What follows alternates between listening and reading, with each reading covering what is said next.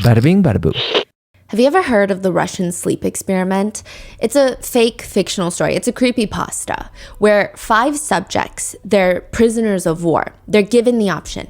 You can take part in our sleep study where you will be awake for 30 full days. You don't get an inkling of sleep for 30 days, a month. And if you survive, if you make it to the end, you can be free. We're not going to hold you prisoner anymore. You can walk out of here and nobody is going to hurt you.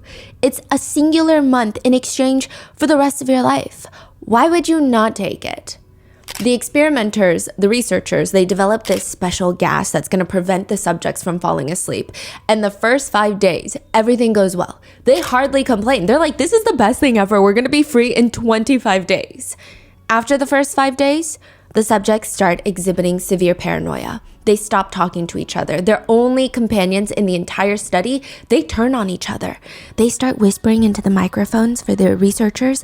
They believe if they turn on their fellow subjects, they can win the trust of the experimenters that are testing on them and guarantee their freedom. 9 days in, one of the subjects does not stop screaming for 3 hours straight. He is screaming until he tears his vocal cords. And long story short, by the halfway mark, all of the windows that the experimenters are looking into, they're covered in feces. They tell the subjects on the intercom, "We are opening the chamber to test the microphone. Step away from the door and lie flat on the floor or you will be shot. Compliance will earn one of you your immediate freedom."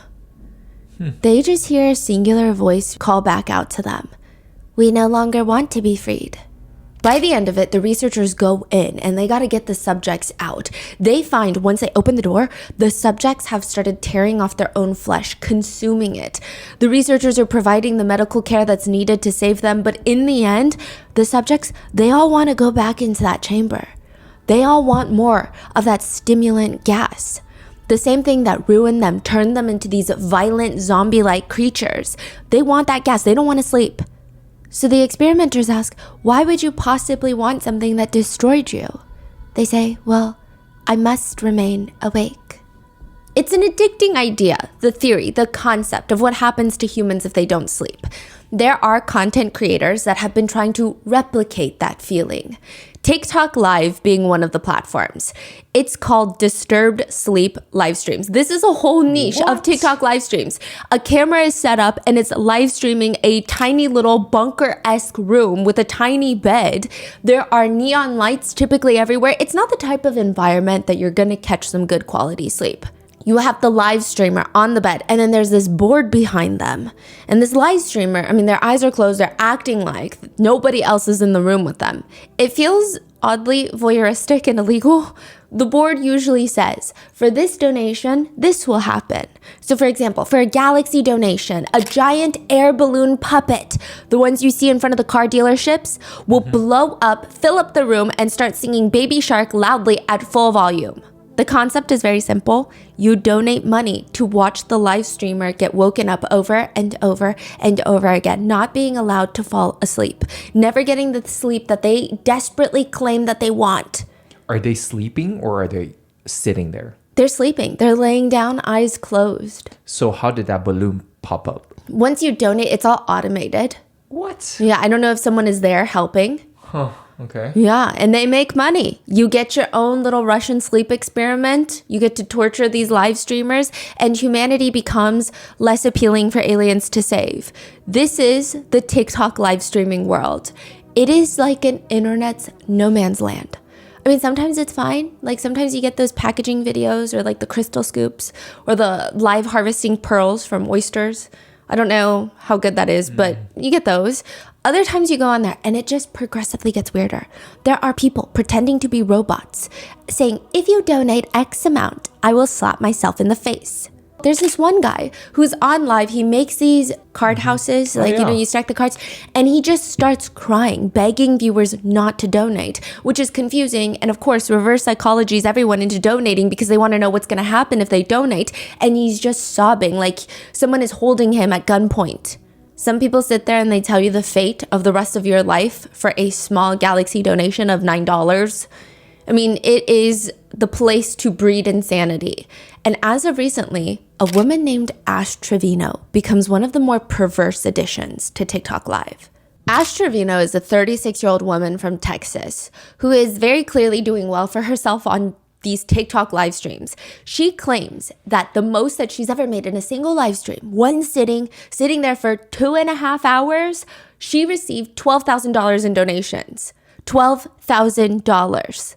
And her content is not even that stimulating. Like if you're swiping through TikTok Live, you see a man sleeping next to a giant air balloon puppet, you see a man crying on live, these are gonna capture your attention. She just sits there at her makeup desk on the phone talking to her boyfriend. And you're just listening to them talk. You listen to their conversation like a little fly on the wall. I mean, one of her many boyfriends. One of them is named Francisco, and the live stream is set up to face her. She's got him on speakerphone on a separate phone, and she's all giggly. She's like a little girl in love. She's 36 though, so I guess a woman in love. She puts the phone up to the live stream. 2.3K people watching you right now. Francisco, you just hear his voice. He says, I'm just saying, I'm not going to share advice. Like, if you want to take the time of your day to actually get to know me. You want to take the time of your day to actually get to know me. No, I don't need them to like you. I don't need them to like you, sir. Oh my God. Guys, he's innocent, and I don't care what y'all say, what y'all think. He's innocent, and y'all are going to see that. And when he becomes... What is it? What the comment thing? And yeah, they were like, oh, he's not innocent, he's dumb, this and that. Oh, they said he's innocent, but he's in jail. Oh my God, they said, honestly, rip to those who lost their lives. And her viewers, Ash Trevino's viewers, they start turning on her, asking her, why would any of this be funny? Why is this funny to you? Why are you laughing? And she responds angrily, why is it funny? Because you guys are sitting there posting it on my stuff. That's why it's funny. Because y'all are making it seem like some men is guilty of that when he has nothing to do with that. So that's why it's so funny, because y'all are blaming somebody that's innocent. Like, y'all don't even know the whole freaking story, bro. Y'all see what y'all hear and what y'all read, and it's not even the truth. Like, I don't care. I don't care. Which has people begging the question, what did he do? What is he innocent of? March 28th, 2018, 9:30 p.m. The King County sheriffs are called to this apartment complex. It's a big apartment complex. It's one of those where you have multiple different units, multiple different buildings and facilities. And the police, they know why they're called to the apartment, but even when they get there physically, it's like every single resident came out of their unit and now they're just running. They're scrambling. People are running every which way. The entire apartment complex feels like all hell has broken loose. The police go straight to the place where everybody is running away from. They go straight there. They're going in the opposite direction. They get to the side of the apartment complex, and on the pavement, they find two bodies laying there soaked in blood. Two teenage girls, 13-year-old Elizabeth Juarez and 19-year-old Eviana Cortez. And now the question that police have is, why would anybody want to kill two teenage girls? Especially one that's 13. This doesn't even make any sense. What kind of people have it out for them? In 13-year-old Elizabeth's bag, they find a black can of spray paint. And above her body, they see all of this graffiti. They're called like gang tags. You mark your territory, essentially street gangs will, by graffitiing their symbols, their names, their street names, their gang names, their acronyms. And it has been reported that Elizabeth, 13-year-old Elizabeth, was part of the South Side Locos. It's a street gang. And I say was a part of very loosely because she's 13. I barely knew what I was doing at 13. The last thing that I had the mental capacity to do is pledge my loyalty and life to a gang. But apparently, she had seen that a rival from an opposing gang, their rival street gang, was moving into their apartment complex. And prior to moving in, they had come in and graffitied their name, ULK, all over the apartment complex. So as the rival gang member, she goes and she just starts crossing it out. She crosses out their acronyms, crosses out their names, and that is perceived to be a direct threat. Somebody sees her doing this. Now you're gonna think, if you see a little 13-year-old girl graffitiing on the side of the wall, even if you're a part of the opposing gang, I don't know, aren't there codes of conduct? Don't harm children. Would you not just think to yourself, what has this 13-year-old gotten into joining a gang? But no, she is shot and killed. Along with her, Eviana Cortez, who just happened to be there that day. She had nothing to do with the graffiti. Elizabeth is shot in the back of the head and the back of the left thigh. Eviana is shot 4 times to her stomach, leg, and left ear. They are both pronounced dead at the hospital. So he lives there and he just walked out and opened fire? In a car. Yeah. Wow. That is Francisco, and that is what he is in jail for. This is the person that TikToker, if you can even call her that, viral train wreck, Ash Trevino, is dating and is live streaming, talking to on the phone while he's in prison for these crimes. They said RIP to the people who lost their lives, and she's cackling. She claims that he's innocent, but is he really? 19 shell casings were found at the crime scene, and Francisco's DNA was found on those shell casings. In Francisco's apartment, they find a revolver, a 9mm magazine matching the shell casings left at the crime scene. They find a laser sight for a handgun to help aim. They find loose ammo as well as writing that confirmed Francisco's gang affiliation. They find messages and photos referencing the double homicide on his phone. In one video that Francisco takes, he is at the memorial for both of his victims. This is days after the murder, allegedly saying, "Man, shows you the repercussions when you f with a G-man. You already know what it is." ULK, his gang name. It is believed that he sent this video to fellow gang members on Snapchat. They also found messages from another gang member to Francisco, sending a picture of Elizabeth with the words "RIP little one," to which Francisco's account responds, "That bitch." 13-year-old. But another aspect to this case that makes people feel like, yeah, sure, but he's definitely guilty. He's got quite a list of crimes that he's been convicted for aside from the double homicide. Tampering with evidence. He tried to intimidate a minor to take the fall for a gun that was found in his car. He has 2 convictions for assault, one of which took place in the jail. The reason that he assaulted a fellow inmate is apparently a guy walks into the unit. Turns out he's part of the rival gang, and without any provocation, Francisco takes off his jail slippers and just starts jumping on this man, punching, kicking him, throwing him onto the ground out of nowhere. Aside from that, the 4 assault cases, the witness tampering case, Francisco is already in prison for another murder that he has been convicted of another rival gang member. So he murdered 3 people? Yes. He is connected to 3 separate murders, 4 assault cases, 1 case of tampering with a witness. The prosecutors wrote this about him. Given the defendant's brutal course of conduct and disregard for human life, the defendant clearly presents a substantial likelihood of danger to the entire community. He is in prison, but somehow that is exactly what TikToker Ash Trevino wants in a romantic partner. She likes to date men in prison that are accused of doing heinous things and documents all of this on her TikTok live streams. Netizens are getting involved in real time to try and call the authorities to get her children taken away from her and her prison boyfriends. They want to save her kids from her. Her being Ash Trevino, the now infamous inmate hopper.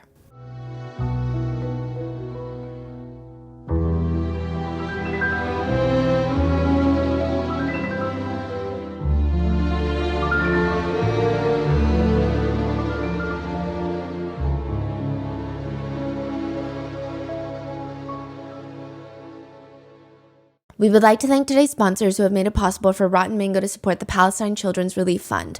They are a volunteer-based and provide free medical care and humanitarian aid to thousands of injured, abused, and abandoned children. This episode's partnerships have also made it possible to support Rotten Mango's growing team. We'd also like to thank you guys for your continued support as we work on our mission to be worthy advocates. As always, full show notes are available at rottenmangopodcast.com. A few disclaimers for today's case. There are heavy mentions of DV, SA, potential CA, or potential neglect. I also want to make it very clear that the 2 minor daughters involved have already been through a lot publicly. We are going to be doing everything in our power to keep them anonymous and, of course, use just initials regardless of if their info is already all the way out there. It's also important to note that all the allegations regarding the Trevino family, especially Ash Trevino, are claims that Ashley herself has publicly admitted to or done on camera. though at the time of filming, no charges have been made or pressed against Ash Trevino. The only quote-unquote guilty parties would be the people mentioned who are previously incarcerated. Any and all opinions, commentary, and theories are netizen-based and not personal. We're just trying to report on all online sentiment and aspects surrounding this case. I will have to say that I embarked on this brain-rotting journey that is Ash Trevino's lore, believing that it was going to be an episode for my other podcast, Moral of the Story, which I'm going to link below. A lot of you guys have been messaging me that it's the perfect cleanser, if you will, almost for mental health after some of these recent RM cases. But the more that I started jumping into the rabbit holes of court documents of her boyfriends, two things occurred. I believe that she is a danger to her children and perhaps even society. And two, I feel like she has laid eggs in my brain. I feel like my IQ has dropped at least 10 points after listening to her live streams. So with that being said, let's get started. In the past few weeks, the internet has collectively band together to get a CPS case opened on a TikToker named Ash Trevino. Ash Trevino is, I want to say she is constantly live streaming. It's like being a CCTV camera on her phone, just a wall camera, a fly on the wall. How old are her kids? She is 36. She has two daughters that are 16 and 13. And she believes that the internet is unjustly trying to get them taken away from her. Ashley addresses this in a live stream saying, "Y'all are really trying to get my kids taken from me, and it's not going to happen. Do you know how many CPS cases I've had on me in the last 4 months, and I still have custody of my kids? Like, you do understand when you call CPS, you have to have actual proof that they're in an unfit condition, right? You do understand that, right? For those of y'all that love to call CPS on me, y'all do understand. You have to have proof that my kids are in harm's way, my kids are this, my kids are that, y'all really have to have proof." So here is the list of proof that netizens have gathered against Ash Trevino. Did she just brag about she had 20 cases Yes. on her? And nothing has happened. That's her biggest flex, biggest accomplishment, is evading CPS, falling through the cracks of CPS. In the state of Texas, one of the main things CPS workers are looking for is kitchen and food availability. The guidelines are along the lines of kitchen should have healthy, readily available food. CPS looks for balanced food options like fruits, vegetables, dairy, and proteins to ensure proper child nutrition, which some netizens are pointing out that it seems like the entirety of the food consumption that Ash eats. I mean, there are fitness gurus who have done 40-minute videos on Ash Trevino's diet, just critiquing the way she eats. Her main consumption is hot Cheeto and bean dip. Bean dip, because I'm the bean dip queen. Ashley does these massive grocery hauls that netizens have been dubbing the Red 40 haul, Red 40 after the chemical coloring, because she will spend nearly $800 at the grocery store and just come home with different variations of hot Cheetos and sour candies, which I will say, not having access to healthy produce or fresh food is a big problem, especially in the state of this economy. And I don't think that netizens should dictate what other people eat or don't eat. But a few things. Ashley is a mother, and it's typically a natural want for parents to want to feed their kids fresh, healthy meals that are nutritious. But if she does not have the financial resources, that's one thing. But she is spending $700, $800 on chips and snacks during these grocery hauls. There is not a fresh leaf in sight. $700? Like, and she lets you know. 100 bags of chips? Yeah, she'll read you the whole receipt. She'll show you the receipt. She loves showing people how much money she spends. $738. Which naturally angers a lot of netizens. A lot of netizens feel like if I had $800 to blow on groceries in a single trip, I would get my kids everything fresh and nutritious. I would get them so many eggs. In another live stream, her kids are talking about how they want Ashley to make food for them tomorrow. And she's shocked. She's genuinely shocked on the live stream. "Oh, y'all want me to cook tomorrow?" Both of y'all. She gives both of her kids a death glare. Like they have asked her to sacrifice her life for a bag of tennis balls. Netizens point out they have never seen her daughters eat a home-cooked meal.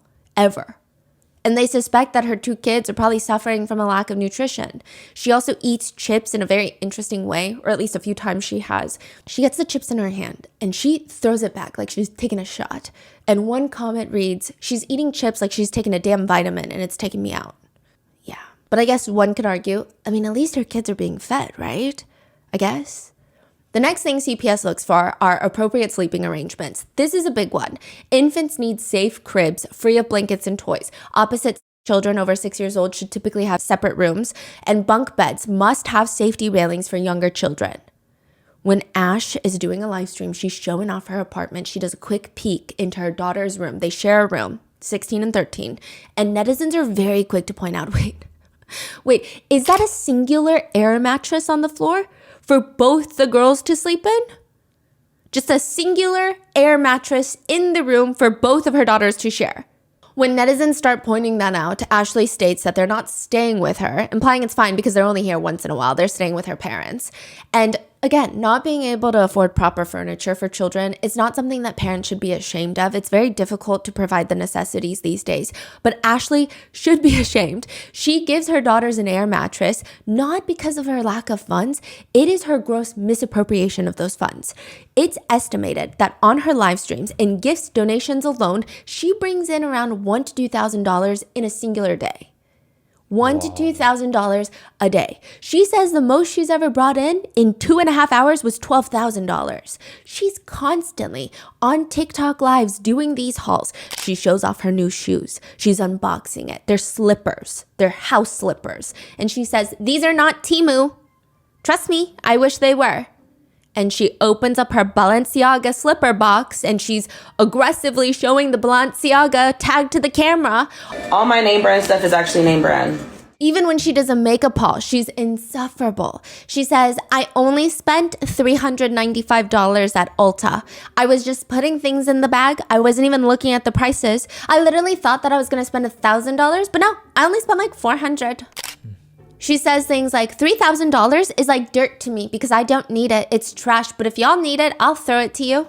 She gets herself the newest iPhone in pink because, of course, Miss Ashley Trevino is a pretty little princess. She goes to purchase a Louis Vuitton purse, and I'm not entirely sure why she chooses this purse, but it's quite literally a carry-on bag.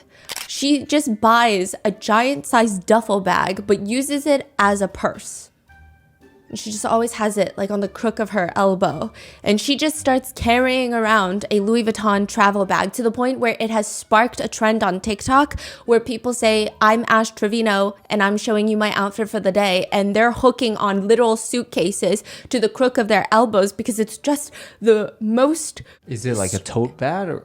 No, it's a duffel with the two short handles. Yeah, the Louis Vuitton duffels. Actual duffel bag. Yes, an actual duffel bag. It's like the size of her. Huh. She said she paid $3,000. I guess she paid that much to look ridiculous. There's also a clip of her where she's seen out shopping and she has this little Louis Vuitton bag. And it's not a purse, it's the actual shopping bag, indicating that she just got out of the store. And when she sees somebody recording her, she places it straight in front of her and starts swinging it around. It is the strangest thing. She says, I kid you not, I already bought 2 Louis purses over $6,000 within a month, couple weeks. Sunglasses from Louis, my apartment. I'm telling you, it's good money. She's talking about TikTok lives. She brags about spending $327 at the Cheesecake Factory for 2 people, which I will be real with you. The Cheesecake Factory is not cheap, but it's also not that expensive. That is crazy. Mm-hmm. But she can't afford beds for her kids? Her explanation to netizens, and I don't know if she's going to have a chance to explain this to CPS workers or if they're even going to ask, but I digress. She explained. For sure, but now that I know that they fixed up their room, you see the LED lights? They fixed up their room. They brought their cajones back from my mom's house because they had their vanity stuff over there. They brought everything back. So now I'm going to buy them a bed for Christmas. But I'm going to get it before Christmas. But I don't know if I should get them bunk beds because they're older or if I should get them one bed to share. That's crazy. Yeah. She says, additionally, this excuse is brought up that she's just not sure which bed to get them, and that's the reason that she's stalling from purchasing a bed. But she continues to spend so much money. She spends, I would assume, thousands of dollars every single week on DoorDash, Ubers, and Airbnbs, as well as alcohol. Like she's living at different Airbnbs? Yes, she just loves to go to different Airbnbs and just party with 19-year-olds that she meets on TikTok. This is a 36-year-old woman. This is oddly infuriating, but it's not just material goods that she's purchasing. At one point, Ashley leaves her kids at home to go to Disneyland. She lives in Texas, so she flies to Disney, which Disney adults, great, do your thing. But also, if you have children and you love Disney, I can't imagine not wanting to experience it with them. When netizens call her out on this, like, this is so weird. You've got 2 girls and you go to Disney by yourself? I didn't take them to Disney. I've said this before. If you were not on that live, I'm sorry you weren't there. But I did not take them to Disney because my kids do not fly. What do you mean when she said that they don't fly? They don't like to get on an airplane, which is not true. Her kids have TikTok accounts, and one of them debunked her, literally saying, I don't know why she said that. Like, I fly. Like, I'm not scared of airplanes.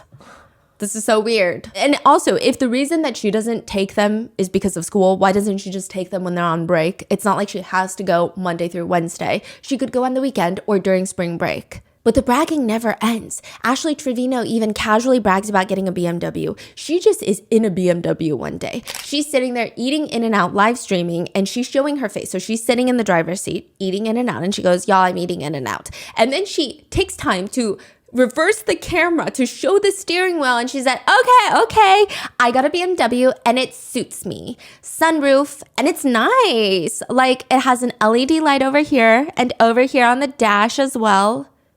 Did she buy a BMW or Yeah. is she... So clearly she can afford a bed. She also makes fun of her friends for flying Spirit while she flies first class. It is expected by CPS that parents provide a safe environment for their children. Interactions between family members are evaluated to identify nurturing relationships or potential signs of emotional or physical abuse. In another live stream, Ashley is on live while she's on the phone with her daughter. She asks her daughter, do you want lip fillers? Which her daughters, even if they were of age, they're 13 and 16. I wouldn't feel comfortable with my mom asking me that. I would feel pretty insecure. Do you want lip filler?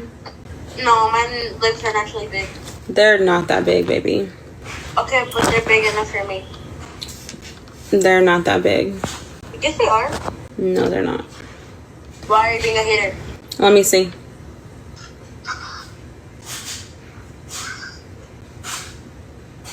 They look like the same size as yours. No, they don't. Mom, yes, they do. And no, they don't.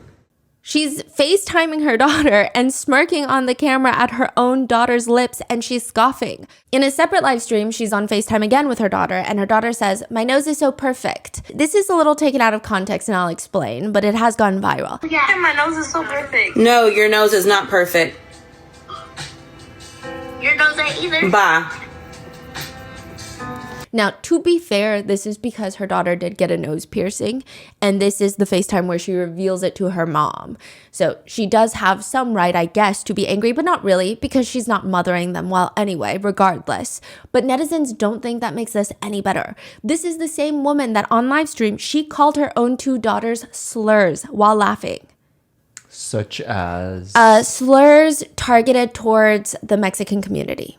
In another clip, she's talking to her kids and they're arguing.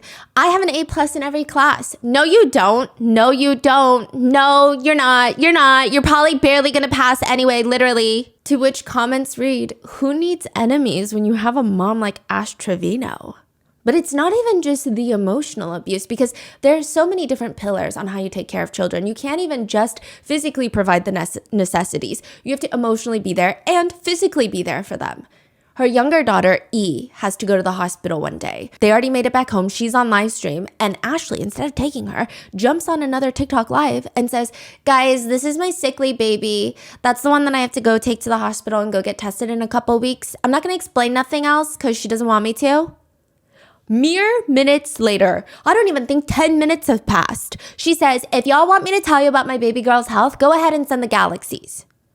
Galaxies being $15 donations on TikTok, because there's tiers to the donations. If y'all want me to tell y'all about my baby girl's health, go ahead and send the galaxies. She's willing to sell her daughter's medical history for the highest bidder. In another moment that might end up in a CPS file somewhere, Ashley's live streaming. She's walking into her room dancing to her song called Nunu. We're going to get into that. One of her daughters is throwing up in the hallway. She tells her mom, I just threw up. Mom, I just threw up. You just threw up? Why? I just threw up. You're lying. Let me throw. She turns around and keeps dancing. Mom, I threw a party dancing. She's dancing? Yes. Alexa, stop. Bro, I was jamming to do. Netizens are commenting, the fact that her first instinct is to accuse her of lying? She treats her daughters like they're just roommates in their own home, like there's no relationship between them. For Thanksgiving, for example, Ashley drives her kids. These are the netizens are compiling on Reddit all the things that they want to send to CPS. They're like mass reporting her to CPS. For Thanksgiving, Ashley drives her kids 8 hours to El Paso, Texas, where she's going to stay with who she calls her tia. Tia meaning auntie in Spanish. But this is not Ashley's auntie. This is not the kids' tia. This is a random person that Ashley has met on the internet that she calls auntie. She's not been invited to her own parents' Thanksgiving, so she's going to a random person that she met online to her home, bringing her kids all the way to El Paso, Texas on Thanksgiving, leaving them sick and alone in the Airbnb. She's like, go order DoorDash for Thanksgiving. I'm going to go get drunk at the bars. And she's live streaming all of this. Wait, I'm so sorry. It's Thanksgiving. Yeah. They're going to this stranger's house. Yeah, and then so she rented an Airbnb in El Paso, Texas, and she goes to El Paso to meet up with her auntie that is a stranger that she meets online. She brings her kids, throws them into the Airbnb, and is like, here, order DoorDash because I'm about to go out with the auntie that I met on TikTok and a bunch of her friends. Oh. On Thanksgiving, she's like, just order whatever you want. But it's already not a good look, but it gets worse. While she's posting in El Paso, because she does not understand that live streaming does not mean that you have to stream the entirety of your life, she starts posting about being in El Paso. Another creator on TikTok sees this and posts a TikTok where she is tying her hair up into a messy bun, and she says, when you find out Ashley Trevino is in El Paso, indicating she's trying to fight Ashley Trevino. Ash, a full mother of 2, starts mocking the creator on her live stream. She's like, when you find out Ash Trevino's in El Paso, I'm in El Paso and I'm a your baby daddy. What are you gonna do? She proceeds to tell the girl, then pull up then, and gives out the very specific bar that she will be visiting later that night. She begs the creator to pull up because the creator is GHETTO and they're in the rich neighborhood and the cops are gonna take care of her. Ashley is live streaming at the bar, and I'm not entirely sure why she looks so surprised when the creator that she has been taunting the entire night does indeed show up to the bar. Since she's pretty much given out her GPS coordinates and everything, she's just sitting there while the other creator is saying, you asked me to pull up, and now you don't want to say anything, you asked me to pull up. The situation escalates to some mediocre hair pulling before everybody is kicked out of the establishment. The other creator goes on live to talk about what happened, and she says, this is me. I was like, so you tell me to pull up? You tell me to pull up? And Ash starts getting up. So I went and I grabbed her hair. I snatched that. Bro, tell me why her hair feels like grass, bro. I grabbed it and it ripped off. Ash is later live streaming, brushing her hair with her fingers, saying, I don't even have my bobby pin anymore. I think she took it. I really do think she took it like for an autograph or something because I don't have it anymore. You would have thought like a that didn't like me was gonna swing. She would have swung at the okay? This pulls my hair. Like it's the first reaction this does. And I'm like, she pulled my hair. And this is fat as this is really fat. She's saying all of this in the car while the stranger that she met on TikTok, the auntie, is driving. But now, to some extent, this auntie is intoxicated. They were live streaming in the bar where viewers clearly see her drinking. So now the drinking and driving is being live documented. When they get back to the auntie's house, the kids end up coming there, and E, the younger daughter, is not feeling well. She feels sick. She wants to throw up. On top of that, she's likely stressed and freaking out, or at least anxious about the bar fight that Ashley got into because she tells Ashley, I saw the video of what happened at the bar. Like I was watching the live. And if you're wondering, how do I know all of this? It's because Ashley is still live streaming right now at the auntie's house. And when they're at the Tia's house, when the night is over, the Tia's ex-boyfriend and his new girlfriend come over and a whole fight breaks out. Ashley is live streaming. You can't see too much. The cameraman is not doing their job because they're in the middle of the fight. Eventually, Ashley decides to call the police, but she's still live streaming. She does not turn it off. She does not mute her phone. She goes on to tell the police that they need to hurry and come, and here is the address. She says her auntie's full residential home address on the live stream. She doxes this auntie's place of residence, but also the place that she brought her children to. The police leave, and the auntie and all of them go back to Ashley's rented Airbnb because they don't feel safe there anymore. Which, side note, this is actually where a viral TikTok clip is formed. Ash Trevino calls her private parts her nunu, and she has this whole song about it. And people have this running joke that her nunu, her private spots, are quite smelly. They don't smell good. And there's this one clip that's been taken out of context. Why does she call it nunu? I have no clue. Okay. Yeah. And she's asking her auntie, does it smell? Yeah, does it smell? Does it smell? Does it smell in there? Does it smell? Does it smell? Does it smell? Did it smell? Did it smell? And she's asking her like 10 times while she's on live stream. Did it smell? Did it smell? The context of this is she was vaping in the bathroom and she didn't want her kids to know that she was vaping in the bathroom. But that doesn't even make sense because they're in a different live. She was caught giving her kids her vape to use. What? So I don't know why she's asking if it smelled, if she was insinuating something else and then was trying to cover it up with this whole vape story. But it's become this whole internet meme with a life of its own of, did it smell? Did it smell? Did it smell? No, but did it smell? So the group of them, they're now back at Ashley's Airbnb and the daughters are there. Ashley is live streaming and she's standing there chowing down on fries. And you just hear the auntie talking to her because a physical fight broke out to, I don't know the extent, but it seems like to some extent there was domestic violence. This is the auntie's ex-boyfriend that came and a physical altercation took place between him and the auntie. And the auntie, she's dry heaving because it's pretty clear that from the perspective of the live stream, she was harmed physically to some level. She tells Ashley, I don't know how much abuse I told you about, but I never told my daughter about it. It is so ridiculous because Ashley continues chowing down on the fries that someone even comments, and back to the food we go. The El Paso incident, it becomes dubbed that in the Ash Trevino lore, is just this incredibly idiotic and unsafe situation. The drinking and driving, obviously, but also the fact that Ashley is egging a stranger to come and fight her, even though her kids are in town. She doxes her auntie. She confronts the stranger at the bar. I mean, there's so much going on and it's just flat out dumb. But the most mind-numbing thing, the most mind-numbing part of all of this is this isn't even the first time that somebody pulls up to fight Ashley. She has been through this whole rodeo before. Ashley has started getting herself into altercations with other TikTokers, one of them being a creator by the name of Tampa Bay, who has taken the initiative to create a GoFundMe to support her travel fees to go to Ashley's home to physically assault her and pull up, which I like to mind my own business most of the time.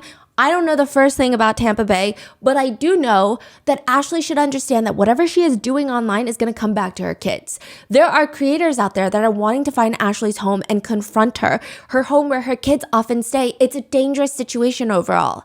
Ashley would even tell Tampa Bay, pull up to my house then, pull up. Tampa Bay said she was gonna come in 5 weeks. I'll be waiting. Tampa Bay does in fact pull up. Thankfully, the kids are fine. Well, fine in that situation, but Ashley has repeatedly doxed her home address with no regard for her kids' safety. There have been incidents where the children, have noticed strange cars driving around, scoping out their house, and naturally they get very concerned, they get very anxious, very worried. They call the police. The two daughters and Ashley are home. Ashley is home. The guardian is home. The police arrive. They have to take a report. Ashley lets her two girls talk to the police officer while she stands there, pointing her finger in the air, holding up her phone. She's in the midst of a very intense, cutthroat TikTok battle. This is how she signals donate, donate. So you know TikTok battles, you see the lifeline go up and you're trying to get donations to beat the other creator. You have to keep doing some tapping motion to indicate like donate, donate, donate. This is her favorite thing, to tap in the air. And that means donate to me, donate to me. And she's tapping. I mean, nothing, not even her safety, her children's safety is going to get in the way of her getting those freaking galaxies. She goes out to the front to get a view of the cop car. She's showing this in the back, the officer, and she's whispering, double it, double it, double it, double it, double it, double it, come on, double it, double it, double it. Is she whispering or? Yeah, but I'm sure the officer can hear her. What the fuck? Yeah.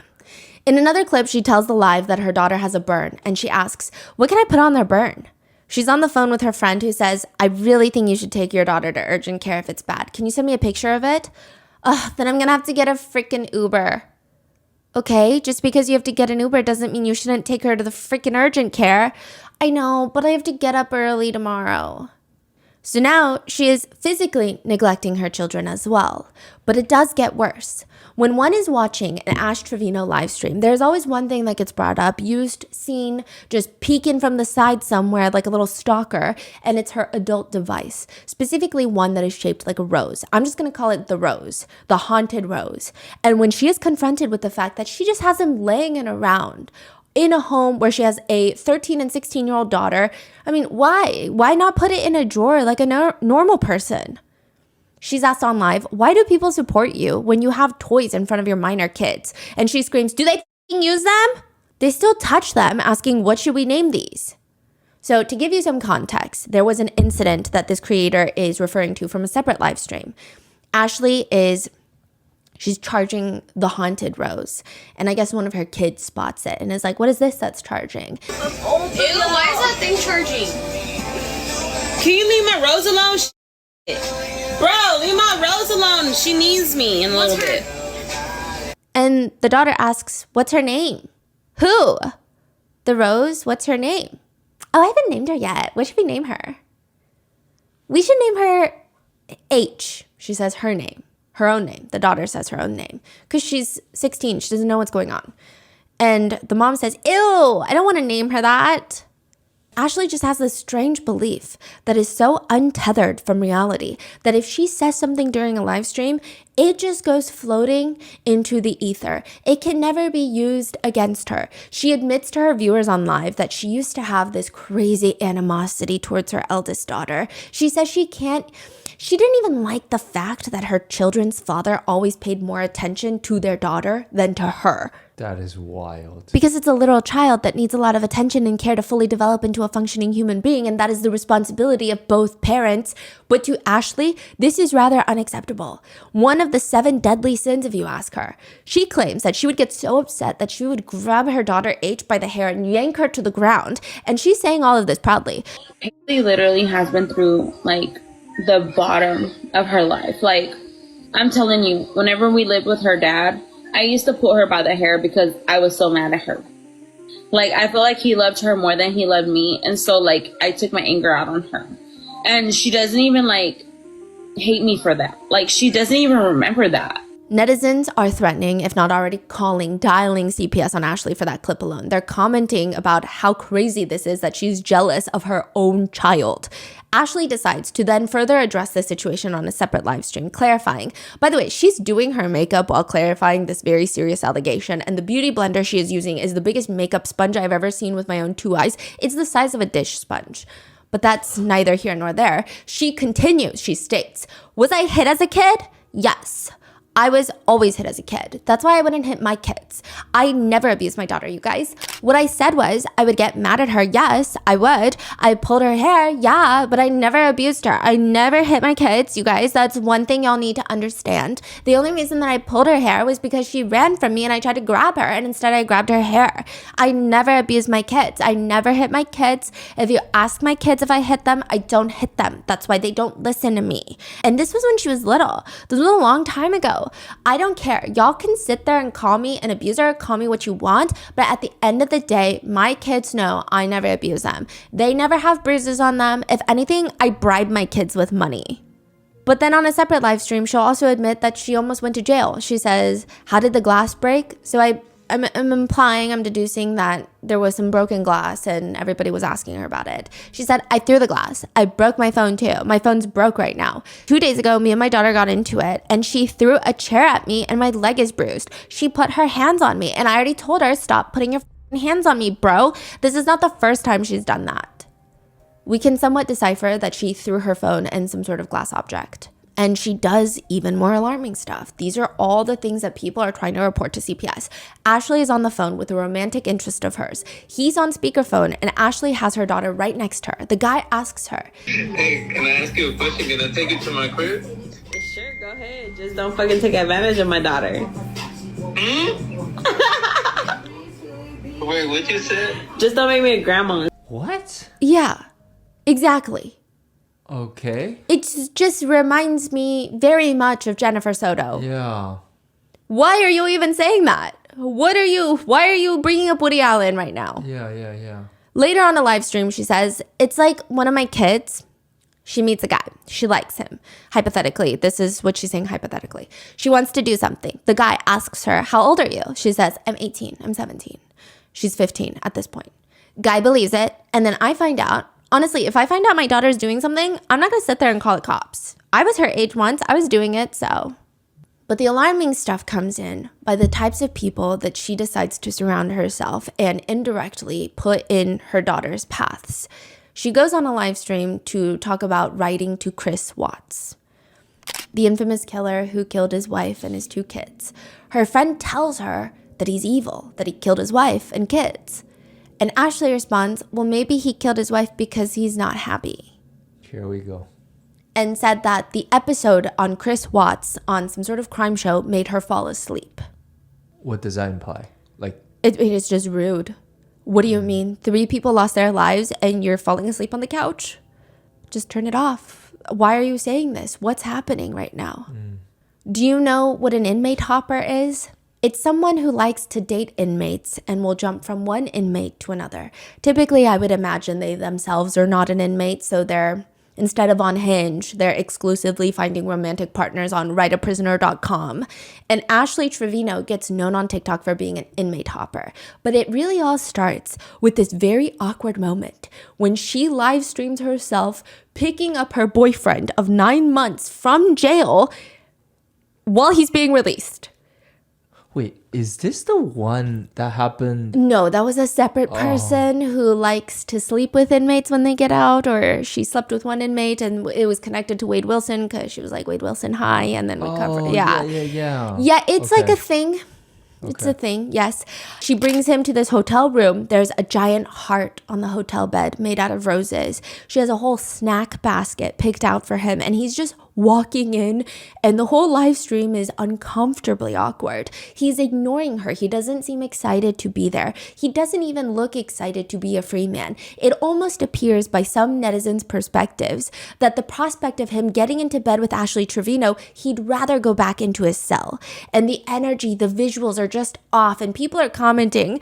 I remember when my ex came out of jail, he literally could not stop touching me nonstop. He would not stop holding me. He would not stop paying attention to me. Jesse showed no interest in her. This is so sad. It is pretty clear that Jesse was likely using her for commissary funds when he was in prison. Even when they live stream together, he looks like he wants to keep a safe 6 feet social distancing space between them. But before you even feel a tiny, modest sympathy for Ashley, she also gets upset when Jesse wants to see his own children because she doesn't want his child's mother in his life. Within 3 days of Jesse being out, she's calling him her husband. People are confronting her about the fact that he has his child's mother's face tattooed on him, and they tell her, hey, are you not upset? They're just trying to start drama. Okay, they're egging her on, the netizens. They're like, are you not upset? You don't want your face tattooed on Jesse? And she gets very defensive. I'm good. I don't need a tattoo to symbolize what I am to my husband. As long as I know where I stand with my husband, we're fine. But she gets his TikTok handle tattooed on her. Not even his name, the TikTok handle. Like, at Rotten Mango, imagine you tattooing that. Wait, she tattooed it on her body? Yes, his TikTok handle. What? The relationship lasts somewhere in the ballpark of 8 business days before Ashley is on live stream ranting, clapping her hands as if we are the ones to blame for this. She says, and that's what irritates me. Y'all think you know him? Y'all don't, bro. I was with him for 9 months, holding him down, and he's talked so much crap about me. The tears that I have to hold back when I see him. Look, he's requesting again to be in my live stream. He's requesting again. Jesse is not a nice person. Jesse is a really mean, ugly person. Y'all don't know what I've had to endure the last 2 weeks, okay? I'm not wanting to bash him. He's not a nice person. Jesse let all these females make him feel like he was just the luckiest man out there. He was just using me for clout because without Ashley, Jesse is not nothing. Without Ashley, there is no Jesse. I made Jesse. She's 36. Later in a video, she responds, why did you guys break up? So she's like reading the comments. Why did you guys break up? Because of social media. A lot of females were in his inbox. I just didn't have the trust. I would tell him I wish he was back in prison because I trusted him in prison because nobody knew who he was. Nobody was writing to him. He wasn't calling them. You know, when he came out, I let him have social media. I gave him a little cheap phone. I told him, make a TikTok. I said, make a TikTok, babe. And that was my biggest mistake, was to let him get involved in the social media life. How many followers does she have? It's hard to say because she keeps getting her accounts deleted. Really? Yeah, I think she's like on her 6th account. Because of like... Yeah. I mean, because she'll People just... report her and... Yeah, and then she'll just completely flash her entire bare chest on a live stream on TikTok. Huh. There are also some very strange moments in this whole relationship saga with Jessie. Ashley goes on live where her daughters are her moderators. I don't know if they were her moderators for every single live, but the fact that they are her moderators and they have frequently said like, Mom, don't do this. Mom, don't say this. They'll come into the room sometimes while she's live streaming to say, stop doing this. So it's pretty clear that they know what she's doing on live. They're watching. She states, to be honest, you guys, it's just going to give Jessie more clout. Just kidding. He has an 8-inch. I mean, the first day we did it like, 5 or 6 times, if I can remember, maybe a little bit more. The first day, the first weekend was pretty wild. I literally could feel him like up here, and I would tell him like, it hurts. Like, she goes into graphic detail describing the width, I guess. In a separate live, she's asked, was there passion? To be honest, yeah.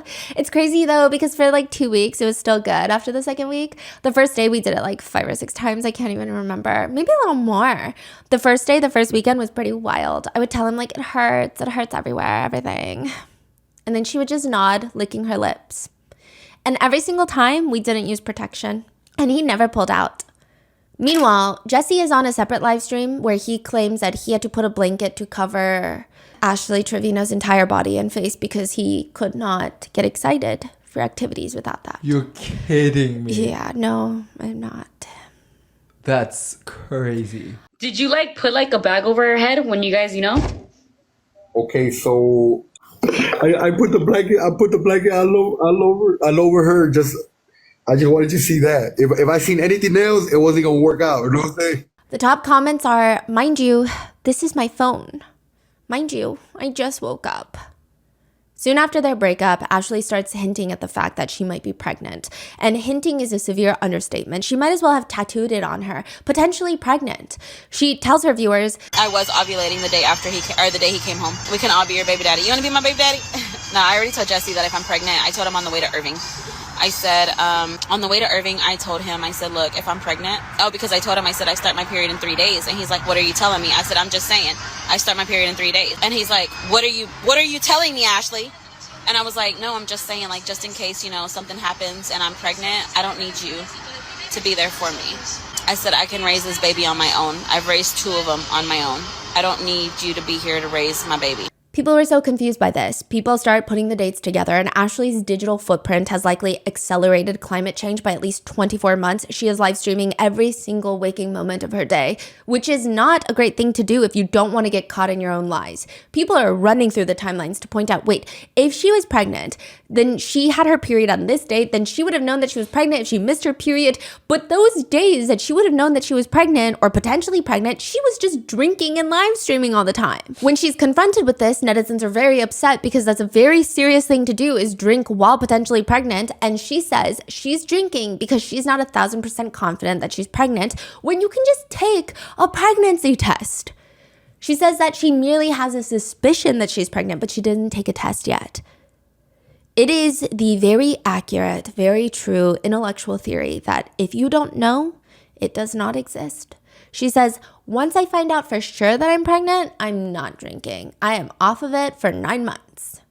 But she's also very upset that her viewers care about her drinking alcohol and potentially being pregnant. She says, I'm not going to answer yes or no if I'm pregnant. That's not what I'm going to do. You're going to have to wait. Y'all are not anybody important to me. For me to just sit here and say, no, I'm not pregnant. Yes, I'm pregnant. Y'all are not important to me. I don't even know you. Very quickly, the newfound pregnancy becomes Ashley's entire personality. She streams, y'all, I have never been so scared to bring a baby into this world.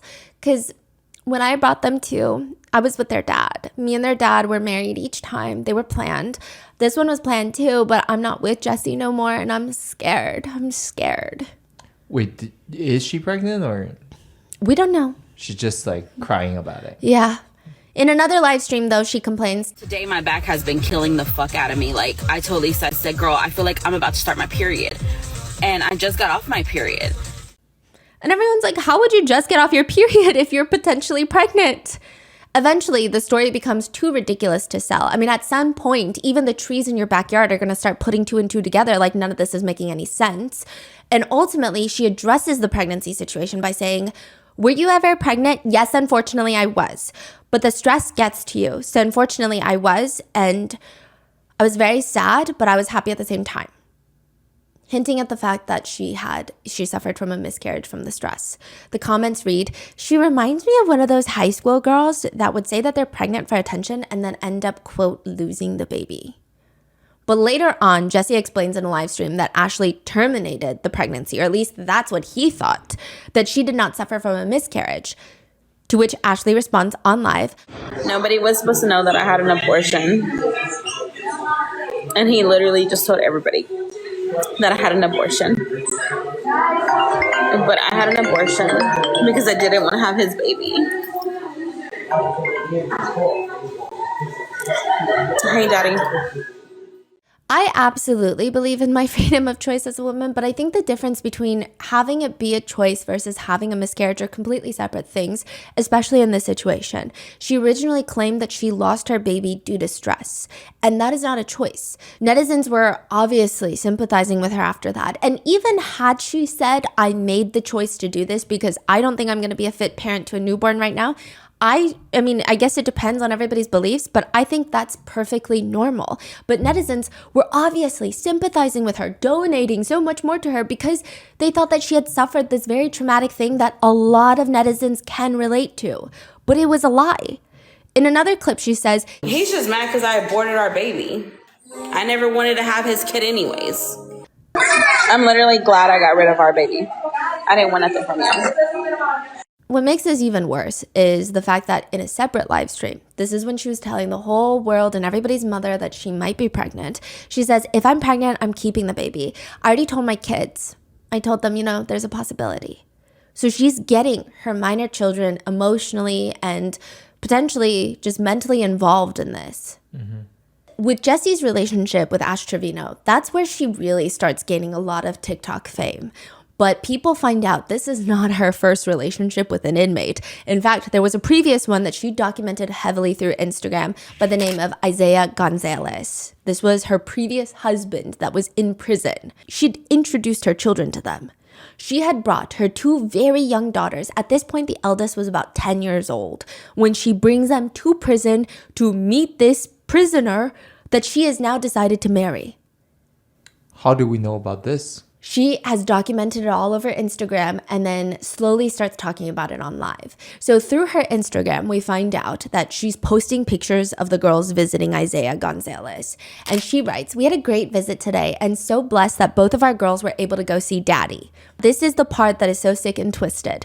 This is not the girl's biological father, but she almost convinces them, or maybe she's telling them to call him daddy, or is convincing them that this is their new daddy. I don't know. She writes, you can see the happiness on his face. Our first family picture, only one more glass visit until he gets to hug us all. Which I'm not sure you should be taking your children to prison to hug random inmates, but she even introduces Isaiah as the youngest's daddy to the world. She keeps doing this.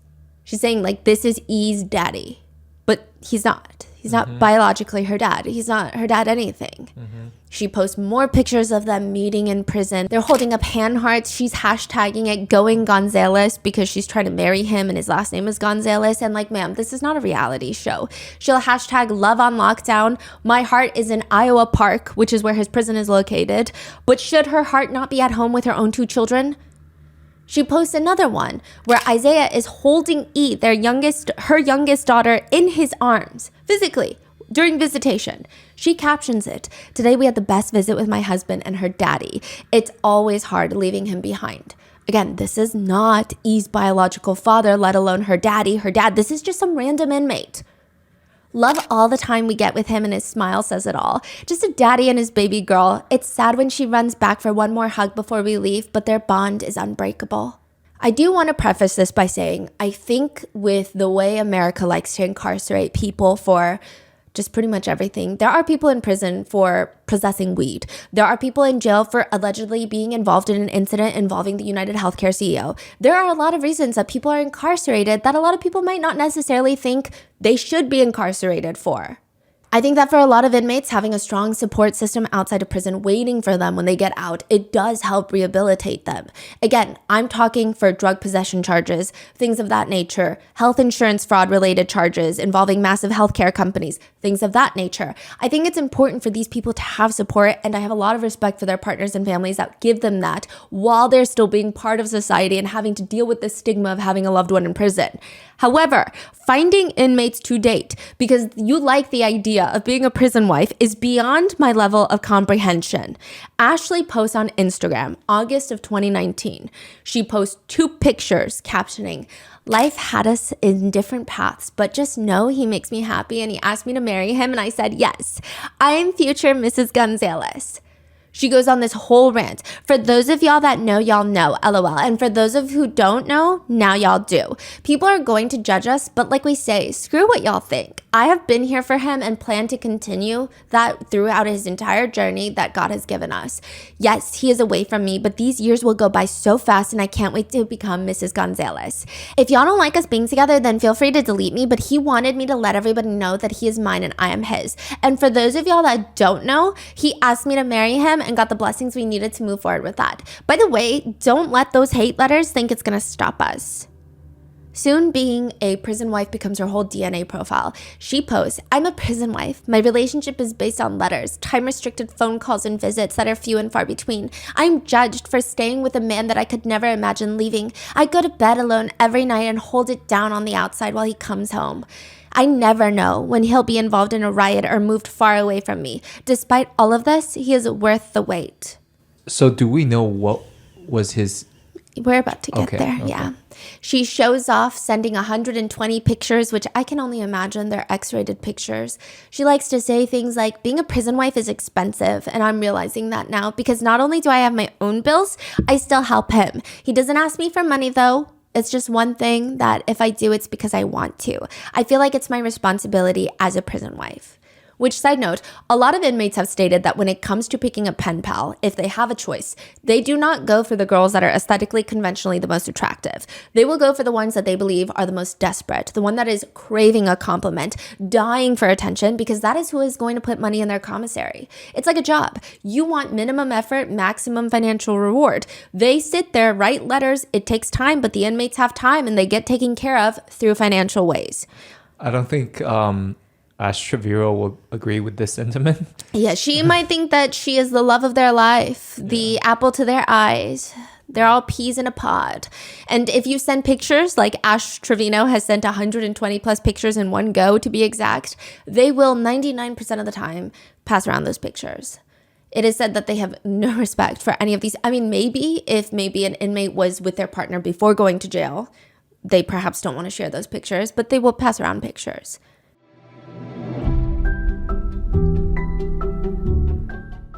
Having an amazing product or service is a massive part about owning a business. I stalk some of your Instagrams and you guys have such artistic abilities. And I know that a lot of you guys write about starting your own shop, but it's often the business behind the business that makes all the difference. Enter Shopify. Shopify is a complete commerce platform that lets you start, grow, and manage a business. You can create and customize an online store. You can easily sell on TikTok, Instagram, and YouTube with multi-channel integration and optimize sales with Shopify's renowned checkout system. Shopify was truly the backbone of Grandpa Mango's art studio. And since we were an online-only store, we basically wouldn't have been able to sell anything without Shopify. Upgrade your business and get the same checkout Selena Gomez's Rare Beauty uses. Sign up for your $1 per month trial period at shopify.com/rotten, all lowercase. Go to shopify.com/rotten to upgrade your selling today. Shopify.com/rotten.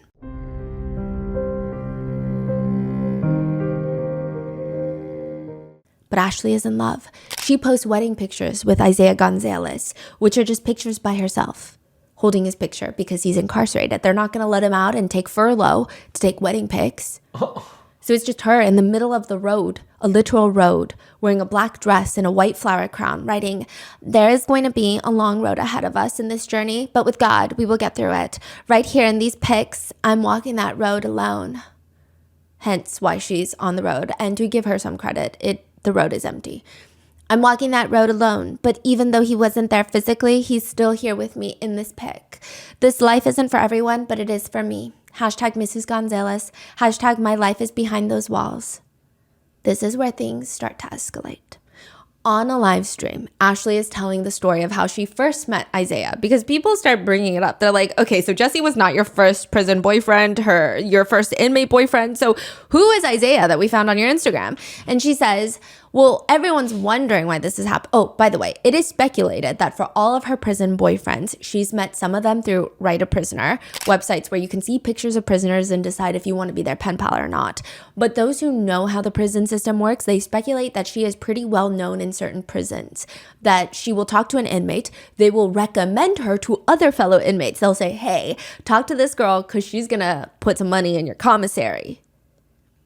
And she, for the lack of better phrasing, gets passed around. As in her number and contact information gets passed around to other inmates. But with Isaiah, she says, I actually knew him before he went to prison.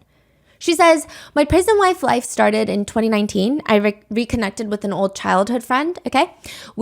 She says okay a lot. She also says just kidding a lot, when she's definitely not just kidding. So, my prison life started in 2019. I reconnected with an old childhood friend, okay? Yes, I am 6 years older than this man.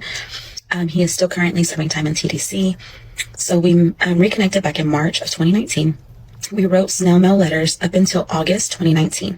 Then I set the phone up for this man. On our first phone call, he asked me to marry him. I liked him, so I said yes, and I've known him for years. So after 10 years of not seeing each other, he puts me on his visitation list. I come to go visit him. I drive almost 3 hours, and then we start the marriage process.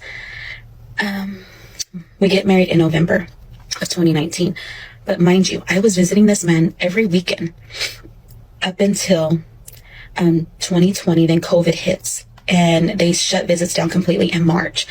I knew him since he was 11. I knew him since he was 11 and I was like 15 or 16, maybe younger, because I was like 15. So he had to have been like 9 when I first met him.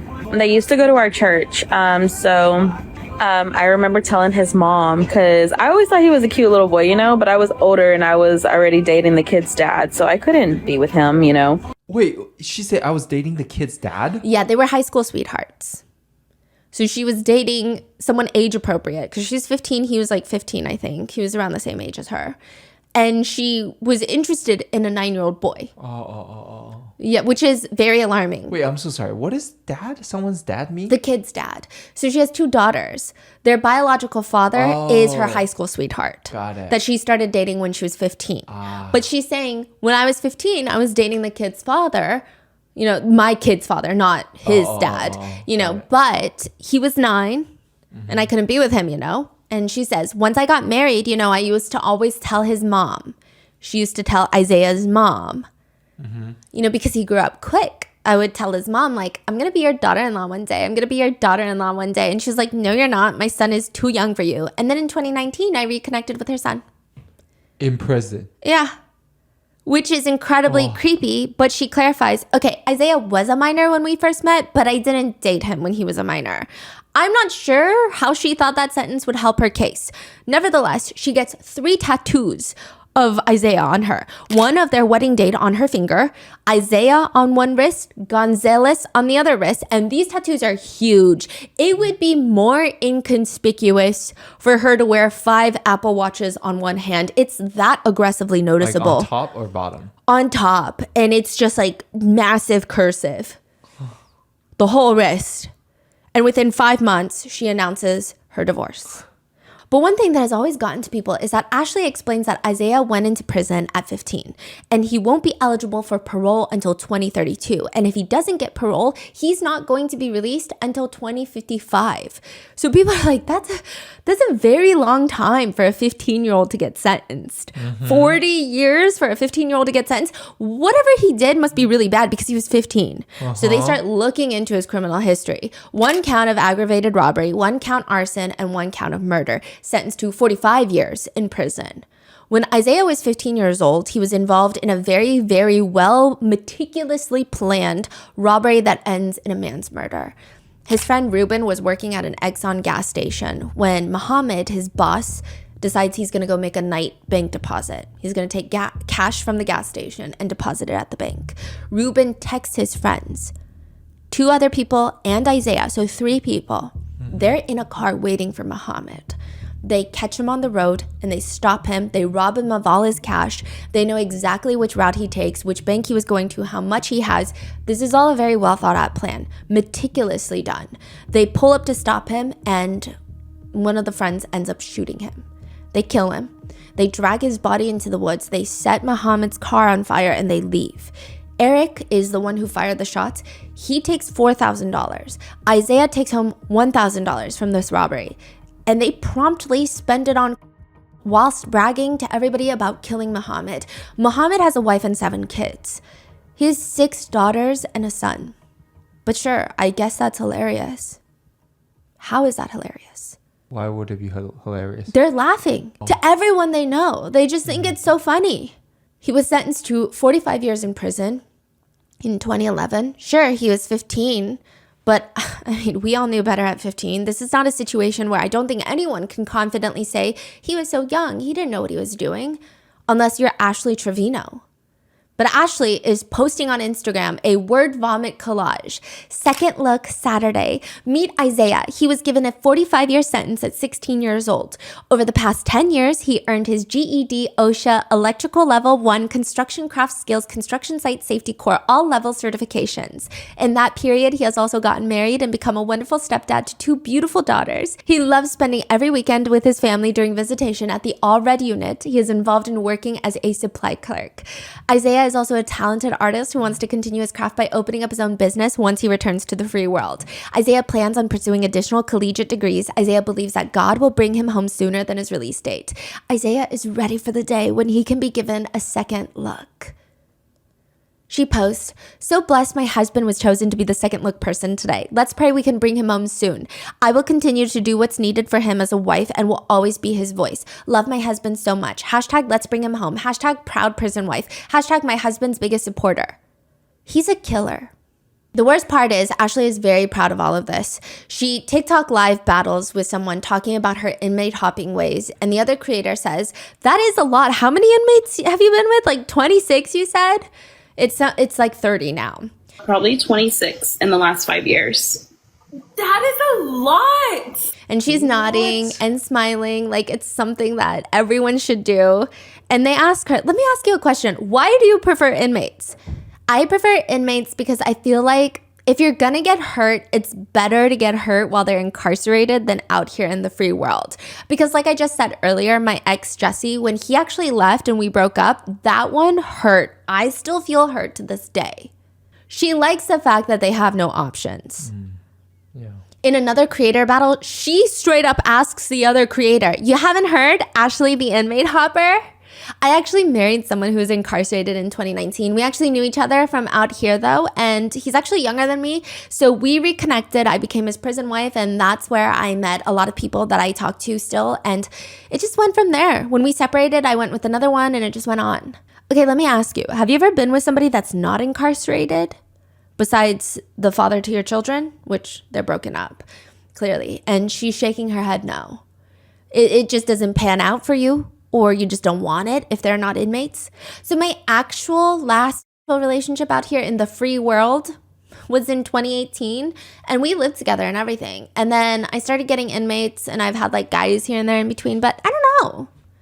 To say my last relationship out here in the free world is already such a wild sentence to utter.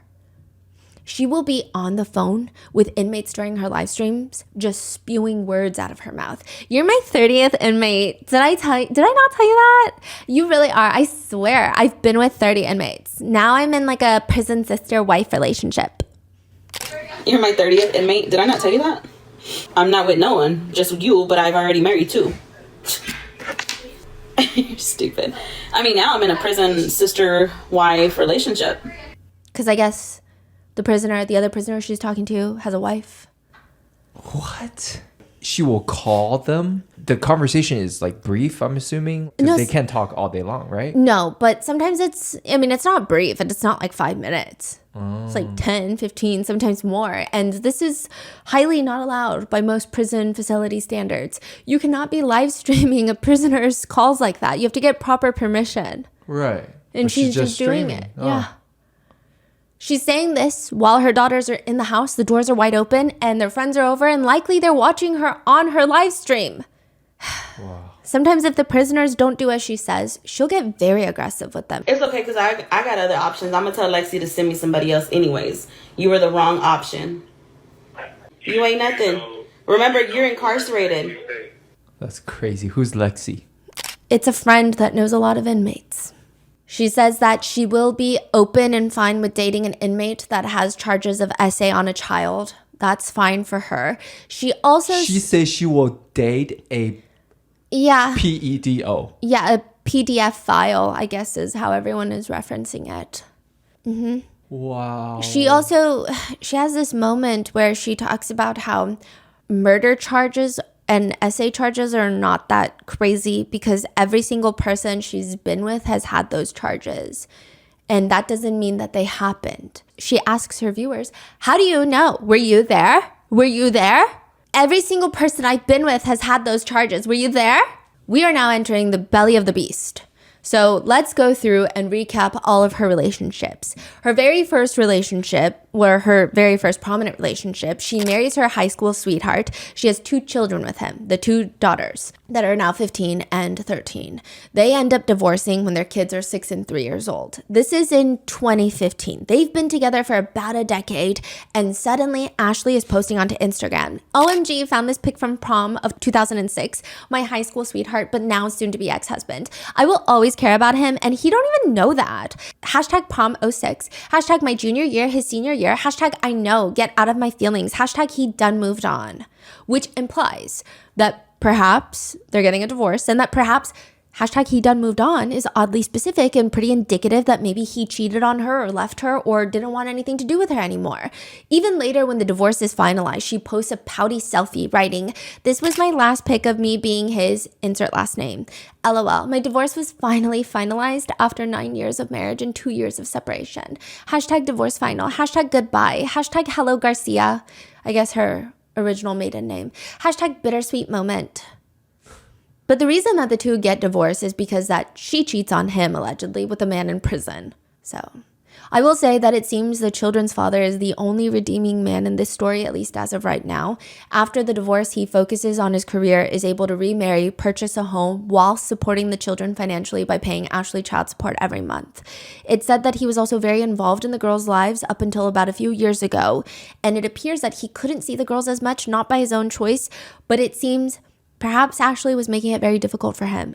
2 years ago, in 2023, the children's father ends up passing away from leukemia. And Ashley does everything in her power to gain sympathy from this. This must be traumatic for her. She's known and been in this relationship with this man for the greater part of her young adult life. They were high school sweethearts. But now she does have 2 children. They don't have their father anymore. It's really up to her to be a supportive mother so that they can grieve. And it's very hard to take her emotions seriously when she tries so hard to make it about herself. She states that she's not going to his funeral, but it's speculated that it's because she wasn't welcome there. She tries to make it seem like she's just emotionally not able to. She tells everybody that she might take a mental health break and she will be back. When she'll be back is unclear. May it be sooner, may it be later, maybe it be never, right? Well, she does come back the very next day. Because galaxies don't just send themselves into the ether. She does not, however, pass up the chance to not make this all about her. She says things like, that could have been me. He didn't have to go. He wasn't doing anything. He didn't have to die. That could have been me. I don't know how that applies. He did pass from leukemia. I'm not sure why she's even saying stuff like this, but it wasn't. And I feel that for my baby so much. I really do.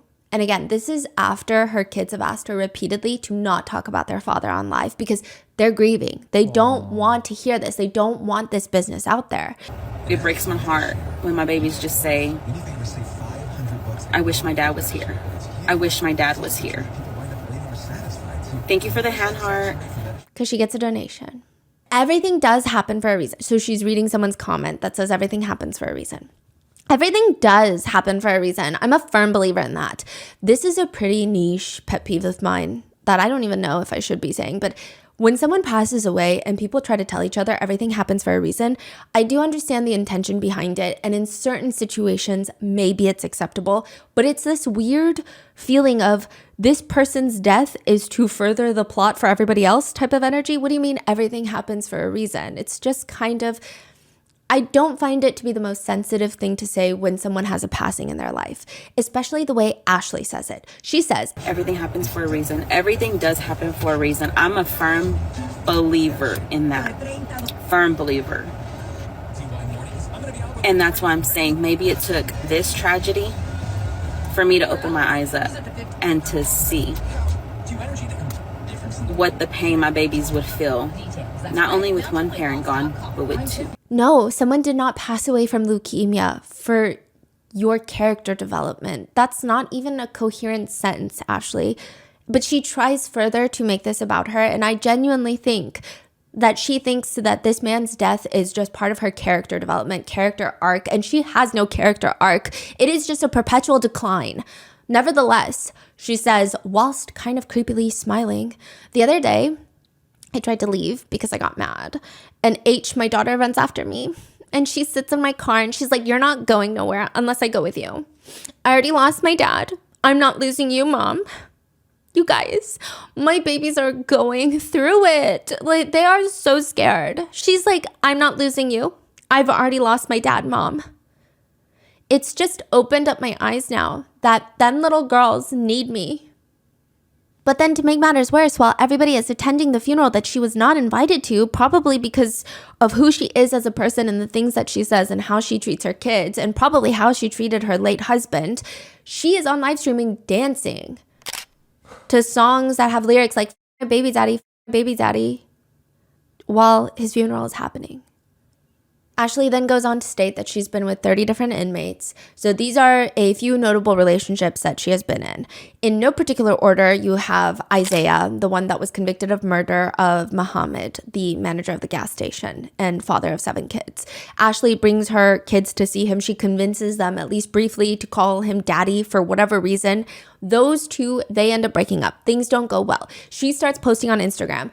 I have went to visit for 20 weekends straight, not missing one since I got on the visitation list since August 24, 2019. But this weekend, I'm not going to because I chose not to. Some things change, and I honestly don't know if we'll come back from this. It's hard when you're not at fault, but I'm going to do and continue to do what's needed for me and be the best mom I can for my girls. Then she dramatically posts, getting a divorce isn't always a bad thing. Never wanted to do it again, but here I am, and I know I will come out stronger than before. My babies need me. Fixing myself back up after being broken down to my lowest by someone who was supposed to love me. Apparently, their relationship came to an end, according to Ashley, when Isaiah heard rumors in prison that weren't true, she claims. Rumors that she was talking to other inmates. When they were briefly on a break, he asked her, promise me if we break up, which where are your priorities, you weirdo? He says, promise me if we break up, you'll never be with another incarcerated guy. Her next prison boyfriend is Noe Trevino. Noe was arrested in 2015 for stabbing a man outside of a nightclub. They get married in 2022. She's still married to him because she doesn't want to pay a $400-something fee to finalize their divorce. Noe is the one that initiated the divorce from behind prison walls, and she's been married this whole time. That she's been dating everybody else, calling people her husband, and that's where she gets the last name, Trevino. That is crazy. So right now she's married. Yes, to Noe Trevino, another murderer. Her daughter H says the guy is awful. She knows this because Ashley took them, her kids, to see the man in prison. At one point, it appears that she was dating another inmate, and the speculation, okay, so we don't really know much about this inmate. She never really spoke about him in great depth. However, she wore a necklace that would have his name, and it seemed like he was an inmate. And the speculation was that she's getting her makeup done one day on live stream. There's 2 girls with her that are doing her makeup and hair, and she is on her phone. So she's got a phone live streaming her, and then she's scrolling on her phone, and she gets some sort of text message, some sort of news, and it's speculated that she discovered news on the live stream that her boyfriend in jail was involved in some sort of jail fight and was probably hospitalized. She just starts sobbing, wailing, "Oh no," and just wailing. And I do believe this is a sad situation, and prison violence is a conversation that I think needs to be had. But a lot of netizens have chosen the right to withhold sympathy till later because, I mean, considering the types of people she dates, we don't know if this is a child SAer, we don't know if this is a killer, a mass murderer, we don't know anything. But her friends just tell her it's like this very strange moment. They're fanning her face, she's crying, she's getting her makeup done still, and they say, "No, don't cry, you're a bad bitch, don't cry. I know, it's okay. Aw, try not to cry so much." Then you have Eli. Eli was in prison for strangling a woman. He's also free and constantly on TikTok live streams now. He was in prison for strangling a woman and also breaking his child's femur. He broke his 2-year-old daughter's femur. His whole excuse for that is that he didn't mean to break his daughter's femur, but they have a bone condition in their family. He says, quote, "It makes our bones more easy to break, so understand that it's not a regular bone." That's the little detail that people are forgetting. It was a mistake. I was intoxicated, but I sat in the hospital all week for her. He slammed a truck door on his daughter's leg. Yeah. Whoa. The femur is the hardest bone in the body to break, so I don't believe for one second that they have any sort of bone condition, and even if they do, this is no excuse. It is the longest, strongest, and heaviest bone that supports and can support up to 30 times the body weight of the person. It typically requires significant force, such as a severe trauma from a car accident, to break the femur. And Ashley exposes that while they were in a flirtatious relationship, because they're constantly live stream battling, they're flirting on camera. This is all public information. Like, he's free now. He's free. Okay. And they're constantly live streaming on TikTok together. They're meeting up. They're doing all these things. And then Ashley, she gets into these fights with her boyfriends, exposes them or starts rumors about them. And I say rumors because we'll get into that. But Ashley exposes that even Eli sent her a text message that if she doesn't respond quickly, it's about to be a DV situation, which he was in prison for strangling a woman. He's also accused of being an SAer by multiple women. And somehow Ashley, well, I guess not somehow, I would expect nothing less from her. She still has a cordial relationship here and there with Eli. They always have this like on and off flirtatious relationship on live streams. They get upset with each other for just the most random things that are not serious. They don't get upset with each other for essaying people, child neglect, breaking daughter's femur, neglecting daughters, nothing. They go and they get upset because Eli will go on live stream and say that Ashley Trevino is built like a juice box. She has a very boxy body shape. But it is very strange to me that they are not upset with each other for the little crimes that some of them are committing. Then most notably, you have her relationship with Francisco, and that is a huge part of the discourse, primarily for how heinous the crimes he committed were, but also because the 2 teenage girls he killed were 19 and 13. One of her daughters is 13. What's especially alarming is that after Ashley live streamed with him, either he himself with a contraband phone in prison or somebody else made a TikTok account for him. I don't know which option is worse, which by the way, he's also in another open case where he gave a prison guard $5,000 to smuggle in 100 pills of fentanyl and 1 pound of amphetamines. They were all caught. So he has another case. He might have a phone. That's what I'm trying to say. I don't know if it's a fan account. I don't know if it's his phone posting his own TikTok fan edits. I don't know which one is worse, but there are videos of him talking on the phone in prison with very specific songs playing. Some lyrics read, "I don't know why, but I fell in love with breaking the law." And it's romanticizing prison life and breaking the law. Her relationship with double murderer Francisco comes to an end, not because he killed 2 young girls, and then another, so 3, one of them almost the same age as Ashley's own children. It comes to its fateful demise because Ashley would constantly show him on her live streams when they were video chatting, letting him speak to her viewers, talking about his victims, laughing that he was innocent, making fun of his victims, which is clearly she's not allowed to be live streaming their calls. He has his video call privileges revoked for 90 days. And that appears to be the extent of Ashley's undying love for criminals. Triple homicide? Debatable. 90 days without video chats is an unspeakable break in their relationship. That is a deal breaker. It cannot be.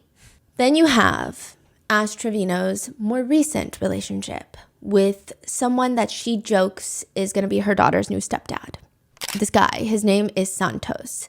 He's out in the free world, if you will. The allegation is that Ashley's oldest daughter, who was 15 when this took place, had shown her mom this guy's account of this random small TikToker and was like, I kind of have a crush on this guy. Look at him. He's kind of cute, isn't he, mom?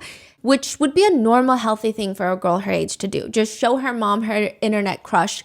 That is what it is, just that, an internet crush. But Ashley instantly goes and starts flirting with Santos. She will go on lives with Santos, this random man that she's never met prior to this, didn't even know existed until allegedly her daughter was like, hey, isn't this guy kind of cute? I kind of have a crush on him. So he's not an inmate. He's just a TikToker. Yes, but he has been accused of some heinous things as well. Okay. Yeah, so double whammy. Just talking about how she's going to breastfeed Santos, telling him she's going to breastfeed him on live stream while she grabs her chest and is like jiggling her chest around. Her daughter walks into the room seeing this whole interaction and asks another person on the live stream, some random creator, Ashley is asking, are you jealous because Santos is going to have all of this? And she proceeds to get up and bend over. She tells Santos, you have to put body oil all over my body. Santos even asks Ashley's daughter, how do you feel that your mom stole your crush? To which her daughter claps back, Santos, how do you feel about being bald? Being bald? Yeah, he's balding. Oh. And Ashley just sits there. Why would you ask her that? Why would you ask her that? But does that stop her from publicly doing this and humiliating herself and indirectly her daughter? Although I don't think that her daughter should feel humiliated, I think that everyone on the internet is very well aware that she is her own person and her mom does not reflect her own personality. But Ashley tells her viewers, I've seen his pee-pee and he's already seen my nunu, okay? I've already seen his pee-pee and he's already seen my nunu, okay? This is where the word nunu is born, her private parts. She also releases a song where she's like, You want to know how it smells? As Santos, he know it smell well. yeah. Are they still talking right now? On and off, not really. Yeah, she goes on to apologize briefly for her actions on the live stream. She said, first and foremost, I want to apologize for my actions the other day. I know I shouldn't have done the things that I did. Out of alcohol, I did. There's no excuse, but yeah, so I'm just going through that right now. It really opened up my eyes, so I apologize to anyone that followed me, liked me, and then stopped liking me after that. I run to alcohol for everything, so I really apologize from the bottom of my heart. But what does she do? Just flirting with this guy so weirdly in front of her kids and saying all these things. But she's not sorry because she continues, quote unquote, dating this guy afterwards. When Santos calls, she'll smile, show the live stream, Santos on the caller ID, pick up the phone. Hey, daddy. Ma'am, you look old enough to be his mother. What do you mean, hey, daddy? How old is he? We'll get into that. Okay. He looks in his young 20s. Okay. Yeah. The whole thing is bizarre, and her relationship with her daughters is very alarming because the fact that this is her daughter's alleged crush and she feels comfortable doing this, and she's almost rubbing it, taunting it in her daughter's own face. And people have pointed out that anytime they do TikTok battles, because sometimes her eldest daughter will do a TikTok battle with her own mother, anytime her daughter wins the TikTok battle, Ashley looks genuinely upset. Genuinely upset. So now, with this going on, Ashley and Santos finally make arrangements to meet each other. Originally, the plan was for Ashley to fly to LA to see Santos. That ends up falling through. The new plan is Santos will come see Ashley in Texas. For 3 days, Ashley is eagerly waiting for Santos, who is just not showing up. For 3 days, he stands her up. He just keeps standing her up. And this is a boy that she has never met in person before. She has no established romantic connection with him, but she is publicly wiping her tears with a crumpled up tissue because he's not showing up to see her. And she made him a whole brisket. Bro, I fucking hate him. She never cooks for her kids, but she cooked him a brisket. And he didn't show up for her brisket. And she tells her viewers, I'm still human at the end of the day, you guys. It doesn't matter what happens in my life. I'm still freaking human. Inevitably, because fate is sick and twisted, Santos does end up making his way over to Texas to stay with Ashley. Her daughters are home. This is her daughter that initially showed her the crush, right? And now her mom is glued to him like a piece of gum. Ashley is latching onto him like a koala. It is the strangest sight to see. Her behavior reminds me of like a middle school relationship where someone is so deeply insecure and must show you that they're in a relationship and they have the emotional maturity of a Brussels sprout. So they just think that if they're physically touching someone, the world will believe that they're in love. This is live stream? Yeah. How does that make me feel? Just kidding. Ideal shit. Are y'all jealous because I'm in the same room as him or what? Moreover, throughout the entire live, she just keeps calling Santos her husband whilst biting her lip and staring deeply into the camera. She also has this flirting look. Anytime she's flirting with someone, this is her signature look. She bites her lip, squints her eyes, and then flares her nostrils. It's like her mating call. Yeah, but nothing compares to what is about to happen. Ashley is going on her very first date with Santos, her daughter's crush. She hires a makeup artist, puts on what I can only describe to be a long maxi dress that is not casual. It reminds me of someone might wear to prom. And they head to a club where they get seats in the back of the club and they order steaks. And all of this is being live streamed and there's just loud music blaring. The bass of the music itself is enough to cook the steak to a medium well. She's asking Santos to cut her own steak because she's dainty and frail. And he's just there talking and messaging other girls whilst there's music just bumping at the club. How do we know that? She's live streaming it. How do we know he's messaging other girls? He's literally, other girls are on TikTok live being like, Santos just messaged me to show up. And I'm like, I'm not going to show up. Yeah. Wow. But then later in the live stream, she says, it was honestly like a dream come true, you know? Like, even though we were just friends or whatever, he made it special. This is unfortunately the very grim beginning of the Santos saga. He will constantly be a reoccurring part of Ash Trevino's problematic world, and it's pretty obvious that he's just here for the fame, if you can even call it that, and the money. But that should not take away from how uncomfortable their relationship is. She will be live streaming Santos. They'll be doing the TikTok battles. She'll show him the haunted rose. Look what I have charging. Yeah, charging. Oh, you don't need that when you have me. I need it for tonight though. Oh yeah, you're gonna definitely need that for tonight. I don't have you tonight. All I have is the FaceTime. Yeah. All you could use right now. We're on live. We can't. I know. But then she starts biting her lips and looking weirdly at the camera, and some people believe that she's using it under the table. There are allegations that she has done this before, using her haunted rose to haunt the entire internet. Allegedly, there are 2 clips of her where she has gone on live. Once, she just flat out left the screen, and you can hear things that sound like her using the haunted rose and being haunted. Another time, allegedly, she pretends to forget that she's on live and starts using it. Now, these are things that I can very well see her do. However, I don't know, because there have been a lot of clips that have been taken out of context. I can't be 1,000% sure on which the context is for these clips, if they've been edited or altered, but I don't think it would really change the implications of what is all of this is doing to her daughter's upbringing. But if it is true, in one live where it's alleged that she was using the haunted, being haunted, she was playing the song How to Save a Life, the Where Did I Go Wrong? How to Save a Life by The Fray. And if this is not edited, it sounds like she is having fun to the beat of How to Save a Life. Which netizens describe as, quote, diabolical. Then there is the infamous flashing live stream. She is live stream battling Santos. And for whatever reason, she decides that she is going to start rubbing her whole chest very seductively, or what I imagine she believes to be seductively. Just fully rubbing like she's kneading dough, kneading a pizza dough, while staring into the camera, biting her lips, flaring her nostrils, her usual mating sign. She even tries licking her own chest, and she just does this for over a minute until fully her whole chest is out of her shirt on a TikTok live stream. Wow. She flashes a 19-year-old boy on a live stream. Santos is 19 years old. Ashley is 36 years old.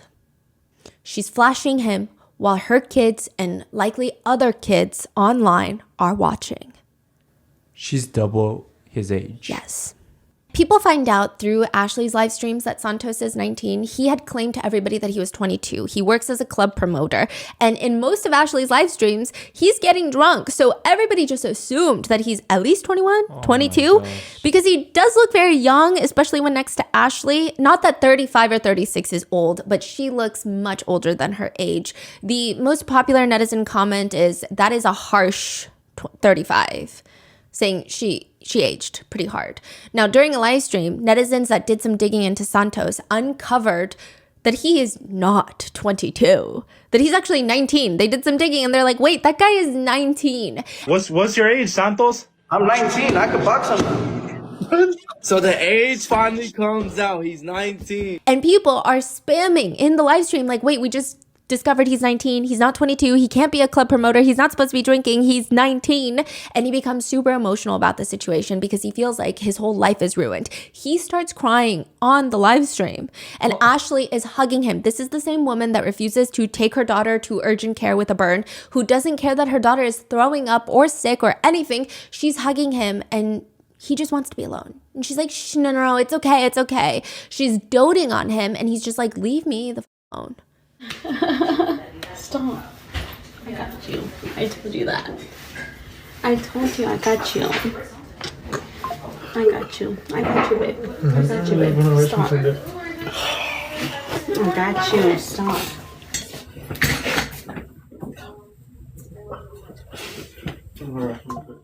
She says in a live stream, I don't even want to talk about it because right now I don't even have my kids. Y'all can hear it's quiet. You know, coming home and like seeing this empty house, it's sad. You know, it brings me back to when I didn't have them. They were not taken from me because I know there's going to be rumors circulating. No, my kids are not taken from me. But she says that with all the backlash of everybody finding out and she finding out, she says she didn't know Santos was 19. She is just in a bad place. And now everybody wants her kids taken away from her because Santos was provided alcohol because she assumed he was over 21. Mm-hmm. And all this drama is unfolding. And she's just very upset about it. The thing with Santos is he has allegations against him for SA. I don't know if any criminal charges were filed. It does not appear to be. But that doesn't really mean anything because a lot of the times they don't want to file criminal charges for SA. And I say they as in the police. But there are a lot of people who have said there are a lot of allegations out there. I just don't think anyone that is connected to Ashley, aside from her own children and maybe extended family members, are that good of people. I don't think you can be to some degree. Because a lot of people that knew her in the beginning, they just knew her as like a TikTok troll, like inmate hopper, hee hee ha ha. But once a lot of these allegations and the connections with these killers have come forward, a lot of TikTok creators have cut their ties with Ashley. So I think once you find out what she's done and to still be friendly with her is alarming. Mm-hmm. There's a video of Ashley live streaming and they're in an Uber heading somewhere. She's in actually, it's not an Uber. Her security detail is driving. I don't know why she has security. It's very much Jen Soto vibes. She says she needs security because anytime she goes out in public, she's just hounded and just constantly recognized. So her security is driving and it's one of those 3-row SUVs. Security is in the very front and in the middle seat, you have Ashley and her 2 friends. And in the very last row behind Ashley, you have Santos and another girl who is also a TikTok streamer. While Ashley is live streaming, dancing to music, you see Santos in the back. And it looks like he's shoving the girl sitting next to him, shoving her head down in a way that would indicate that she is engaging in oral activities with him. She does not seem to be enjoying herself. I'm not accusing anyone of anything. I'm just trying to describe the video. it's not exactly certain what's happening there briefly. What? Some netizens thought that initially she was doing a line of drugs, but Santos, being the upstanding character that he is shoving her head down to make it appear like it's something that it's not. Regardless, Ashley notices and her whole energy shifts because she looks very upset when she starts putting two and two together. Again, a lot of netizens were freaking out because they didn't know what was taking place, but it's definitely not a great look. Netizens are very split on how to feel about this. Now, I end up finding clips, and there are, I mean, I'm sure a lot of people have if you're really deep into the Ash Trevino lore like I am right now, and in that case, I'm sending you some luck. But I did find this one clip where it appears the girl in the back seat addresses the situation, as in she did engage in intimate relations in a car full of people. Yeah, I'm gonna be real, I did do that. He deserved it. He was working hard. He was taking care of us. He was very nice to me. He was doing a lot of stuff for me. So I sure did. What about it? Y'all haven't? What? Yeah. What? I looked at the camera after the fact. Honestly, I didn't even know she was like live. She basically blasted me. Yeah, she's doing it on purpose. So she blames Ashley for putting this on live stream, but she does claim that this did take place. I will say that she is also a very questionable character. She was caught on her child's father's Ring camera, so her baby daddy's Ring camera, if you will, driving to his house with her newborn baby in the middle of the night, leaving the newborn baby in the car seat on the front porch, ringing the doorbell, and then booking it back to her car while giggling. She's like, hee hee, and then leaving. Like she's ding-dong ditching someone, but it's just abandoning her own child so that she can go party and do God knows what. He ends up posting that Ring footage. These are crazy. Yeah. Santos addresses the whole situation, and he has a completely different story. He says nothing happened in the backseat. She was just reaching over for her phone, and her mouth just happened to be open. Clearly, he thinks it's funny. Ashley then goes on to have a huge falling out with Santos briefly, where she claims he essayed her. She says, I'm getting everything together. I'm getting videos. I'm getting everything. I got text messages, everything. She says, I got bruises on my arm right now. I got bruises right there. I'm not under his spell no more. I'm not going to play anymore. I do believe that Ash Trevino can be a terrible person and can be essayed. I don't think that those two things are mutually exclusive, but I do think that in this situation, it's very hard to take the allegations seriously because she'll go and hop on a live stream with Santos after she makes these allegations, and she's like, You said I essayed you? You said that about me. No, you said I essayed you. You said that about me. Did I essay you? Answer this. You said that about me, yes or no? You said that about me on your live. That's all you said. They continue to go back and forth before calming down and giggle-gaggling, because while Santos is arguing, he was in the midst of getting a tattoo, which Ashley jokes that he should get her name tattooed on him. And all is well in the morally bankrupt world that is Ash Trevino. Until 20 hours later, Ashley starts getting emotional on live because Santos had texted her that he can't do this anymore, that the situation has just spiraled out of control. In any event, this sends Ashley into a full-blown orbit, and she goes on to a trip with a bunch of other TikTokers. One of the attendees is a 20-year-old woman who brings along her little brother. Now, this little brother becomes quite a controversy with Ashley. This is never ending. Yeah, there's pictures of them on this trip. It's so weird. It's like Ashley is their chaperone. But she's walking around the mall, and it's the way that she tries to act like she fits in with a bunch of teenagers when she's 36 and looks, 46. No offense. And they're all young. They're TikTokers. all young. In one moment on the live, she keeps trying to kiss him on the side of the face, which is very alarming. And even his older sister, Bree, is telling her, like, don't do this. Like, don't kiss my little baby brother. Like, you're too old for him. And then there's other parts of the night where she says that she wants to wear a dress for easy access, indicating that she wants Bree's little brother to have easy access to her. That's the problem, right? Some rumors were going around that he was 16, which would be alarming, right? But he does go on live to further state that he's actually 18. I am inclined to believe that he's 18. It does appear that he's 18, but it's still crazy. Yeah. During the night, Ashley is live streaming alone with this guy. She's cuddling him. She's sitting right next to him. He's sitting there facing the camera looking incredibly uncomfortable, and she's just resting her head on his shoulder. It's just So much is happening. So with her talking about being interested in a 9-year-old when she was 15, her talking about being interested in Santos, who is 19, when she's 36, and then this situation, it's just starting to get weird. Even when she talks about her daughter, if she were to see an older man and lies about her age, she wouldn't call the police. All of this is starting to get very, very strange. I mean, she is, in my personal opinion, a predator, just like the ones that she's dated. So while all of this is going on, the netizens are reporting Ashley and her whole family to CPS, trying to get her children in a safe place away from Ashley. And she even admits it. Yes, I've had like 20 CPS cases. They dismissed them all. Because you know why? My kids are in good hands. My kids are taken care of. And she says, and the other day, I was laughing because whenever I was on live, well, before I went on live, I actually saw someone else on live. I'm not going to say who, but she was doing the same thing that I do. She was literally feeding her kids, and it's like what I do. And literally people in her comments were like, oh my God, she's such a good mom. You're such a good mom. You're like the best mom and this and that. And I'm like, bro, I do that same stuff with my kids. Y'all literally bash me.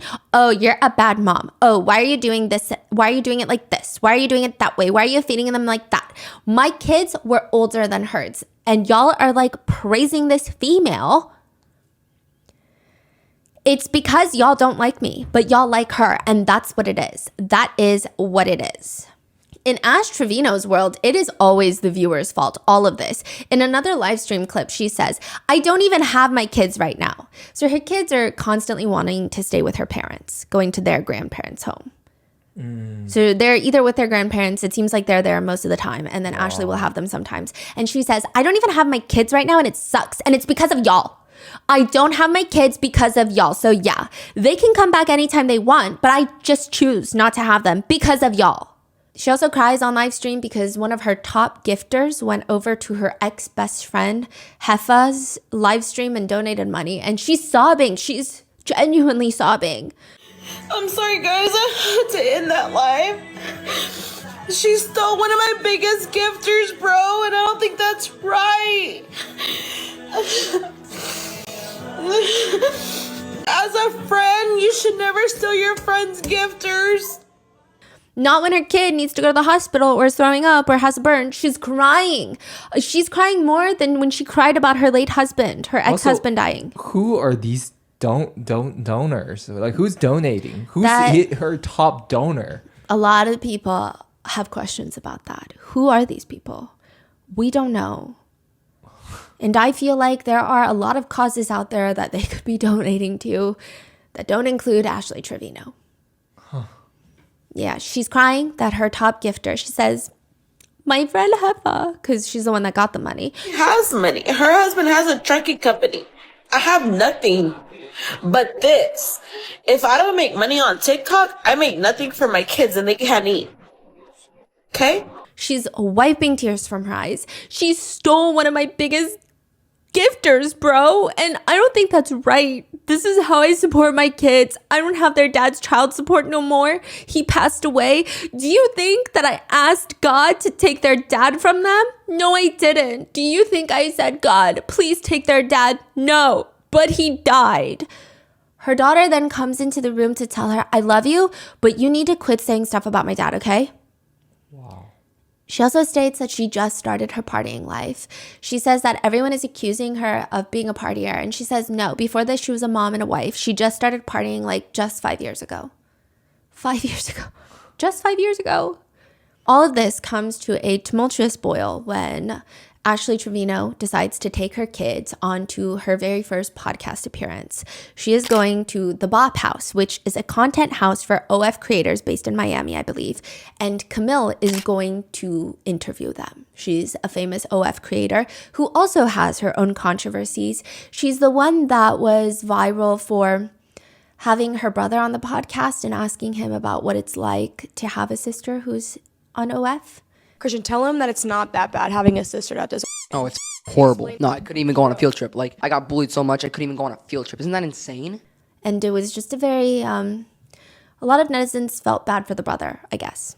I don't know too much about Camille's lore, but Camille does not ease up on Ashley. She asks them, do you think TikTok changed y'all's life for the better or for the worse? Ashley responds, I can honestly say I've been blessed by TikTok because not only do I get paid with the battles, I get paid with the views. But if I could go back to my life before where nobody knew who I was, I liked it. I only had like 50 to like 100 views in my lives. And now there's like thousands of people that watch me. So keep the money, take away the fame. Literally. Yo, just unfollow Ash Trevino. Literally. Make her not popular at all. Literally. She hates it. Cancel me. Y'all want to cancel me. Ashley's daughter responds, I feel like I would rather go back to my old life. Yeah, like we have money, but I don't like being online publicly. I'm growing up. That's why I'm homeschooled too. In the beginning at school, people noticed my mom and I got a lot of stares in the cafeteria. So if I could, I honestly would go back to my old life because being a nobody to people, because that's when I was more confident. I didn't care how I looked. And now since I'm public, I care more about how I look and how I go out and stuff. In Camille's podcast, she says, so I always try to tell everybody that I'm always going to be the villain in their book. This is Ashley. She's saying, I'm always going to be the villain in everybody's book. She says, they've already got this persona that they have of me, and that's just who I am to them. I've raised my kids since they were born. This is a lie, she said in other live streams that her parents mainly watched her kids. She says, I've never left their side. Still to this day, I have never left their side. She claims on the podcast that after the father of her children has passed away in 2023, she accuses his family of coming out online to, quote, get clout. Yeah. What? She says that his family are trying to gain clout by bad-mouthing her on the internet. And it doesn't seem that way. It seems like they're just trying to get closure. And like, what are you doing? Stop talking about the girl's father. Like, you don't even, why are you doing this? Like, this is so messy. But she says, as soon as my name started going across the internet, they started coming out with certain stories. Oh, I'm the kid's dad's friend. I'm the cousin. I'm the aunt, whatever. Now they're trying to get the followers. They're trying to get this. They're trying to get that. But in reality, they weren't there for my kids like they should have been. Camille asks them, have there been instances where your mother has expressed feelings of jealousy towards you, and how has that affected your relationship with her? Her eldest daughter, H, responds, there's this video going around of my mom being jealous of me when I was little for having a better relationship with my dad than she did. And it just looks like Ashley is staring her child down while she's talking, where Camilla has to be like the one to remind her, I mean, girl, that's his kid. That's his whole kid, not you being jealous of a baby girl. Like there's nothing to be jealous of? Meanwhile, Ashley is biting the inside of her cheek, staring her daughter down. Her daughter continues, I mean, I am her daughter. They say I look like her, so there's nothing much different from us. I have more followers than her, so maybe that. No way. Yeah. Wow. Which Wow. Ashley then takes the mic to do her mom's speech, and it's something that she consistently does. I would like to say that Ashley is one of those people that is not a mom. She's not a good mom. Personally, that's my opinion, but she loves the idea of being a mom. She loves embodying the trauma and obstacles of being a mother and motherhood. She responds, I'm not jealous of her. I'm blessed to be able to give her the life that I've always wanted as a little girl. It just doesn't make sense. Even the romantic values that she's teaching her children. In the podcast, they briefly talk about Ashley's newest fling, a man named Max, one of her new boyfriends. And E, the younger daughter, mentions, oh yeah, Max is nice. I like him for now. He seems polite. So Camilla is asking, why is he polite? Like, why do you like him? And E explains that one time Max was calling her mom's phone. E picks up her mom's phone and tells him, hey, my mom's in the other room. And he just tells E, oh, well, could you have her call me back when she gets back in the room? And Camilla's so confused, like, that's it? That's the story? Just basic manners? What do you mean that's why you like him? And then Ashley explains previously Jesse, the one that, the prison boyfriend that she picked up from jail, had called Ashley before. E had picked up and he flips out on Ashley, screaming at her, don't let your kids pick up the phone next time. He did not want to interact with the kids. Which, why would you stay with someone like that? Side note, later Ash Trevino goes on to live to say that, I just found out today that Max goes both ways. So it's like, bro. And she has this look that indicates yikes. Like, I just found out today that Max goes both ways. Like, yeah. So it's like, bro. First of all, I don't know how true that information is considering the source is Ash Trevino, but even if it is true, why is she grossed out? Being bisexual is normal. Being a heinous, neglectful mother is despicable. What kind of sick, twisted values are these? But Ashley states that she and Max are going to get married, because I guess this is before she let her homophobia run through. and that he has not in fact smelt her nunu because he is a Christian who is saving himself till marriage. Which all netizens and Camilla are questioning. This is not that that's abnormal or not okay, but it just sounds like an excuse. And perhaps he's using her for money and clout. Because if he is a devout Christian, devout enough to abstain from premarital relations, why would he be interested in Ashley? Oh, he's in prison too, or? No. Oh. And the podcast just goes through a lot of Ashley's wild moments. Like, for example, Ashley just has some bizarre live stream moments. There are moments where she'll pull up a video of herself crying to sad TikTok sounds, and she proudly shows it in the live stream. Like, yeah, I was in pain. And people are so confused. They say, they're commenting, netizens are commenting, looks 45, acts 15. Not the 2020 depressing TikTok audios in the big 2025. I'm sorry, is sadness in the room with us? She also has a very unique way of flirting, like I said, that is constantly brought up and clipped and is viral all over TikTok. She also loves listening to sad songs. She'll stare off into the distance while playing Spotify and sad songs, trying to be the main character. Things that I did when I was 9 in the car while my mom was driving me to Barnes & Nobles. That's what she's doing at 36 years old on a TikTok live stream. She's sitting there listening to the song Get You the Moon. You know the song that's like, 'cause you are the reason I'm still hanging on. And it's like, if death was coming for you, I'd give my life for you. And the comments read, and who set this up? This music, I am dead. She's also accused of sending herself flowers while on live. Yeah, she just acts so surprised that she got these flowers from an anonymous suitor of hers. And netizens are commenting, this is me sending myself candy Valentine's Day grams in middle school. Another comment reads, because she gets a little teddy bear with the flowers. The bear is even looking at us like, this is a lie. Yeah. Ashley also used to work at a dentist's office up until December of 2024. People didn't know that. People thought that she was a full-time TikToker for the longest time because she was talking about how she worked at a dentist's office. The practice was sold to new management that was going to come in, and some of the new managers were Indian American.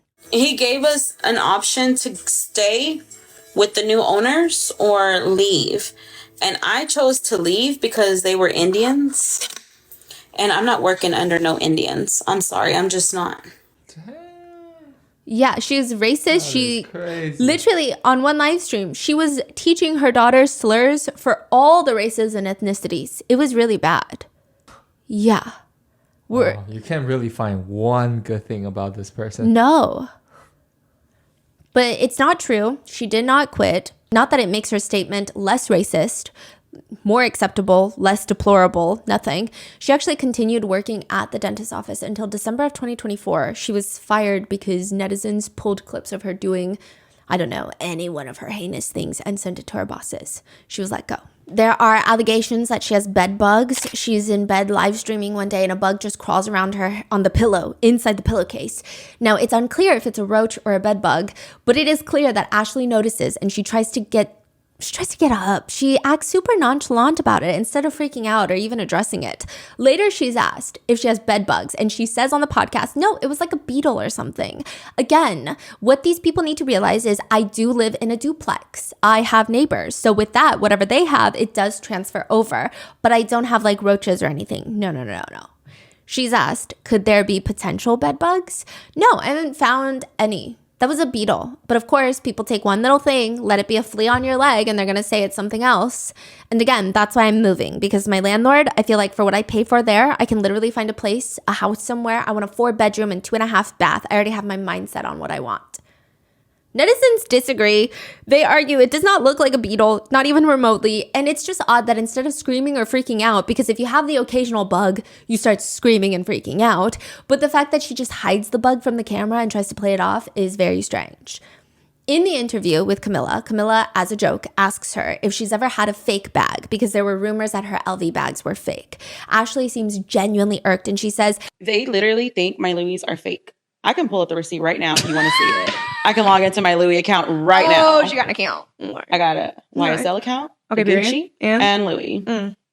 She also talks about how at their age, She, Ashley, did not have a Gucci bag like her daughters.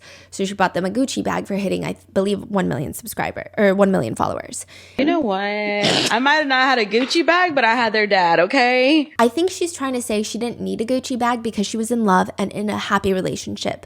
But that's really weird because why are you comparing that with your daughters? But it also feels so wrong because he recently passed away and the girls are clearly still grieving. It's a very bizarre thing to say. Yeah. Meanwhile, she states that some of her kids' friends are not allowed to come over anymore.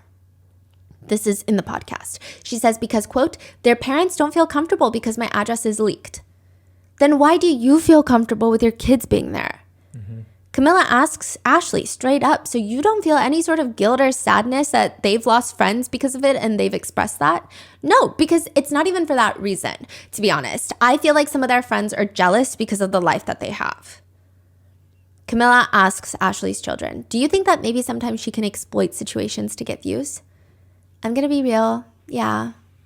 Ashley disagrees. She says if anything, she wants to protect her kids.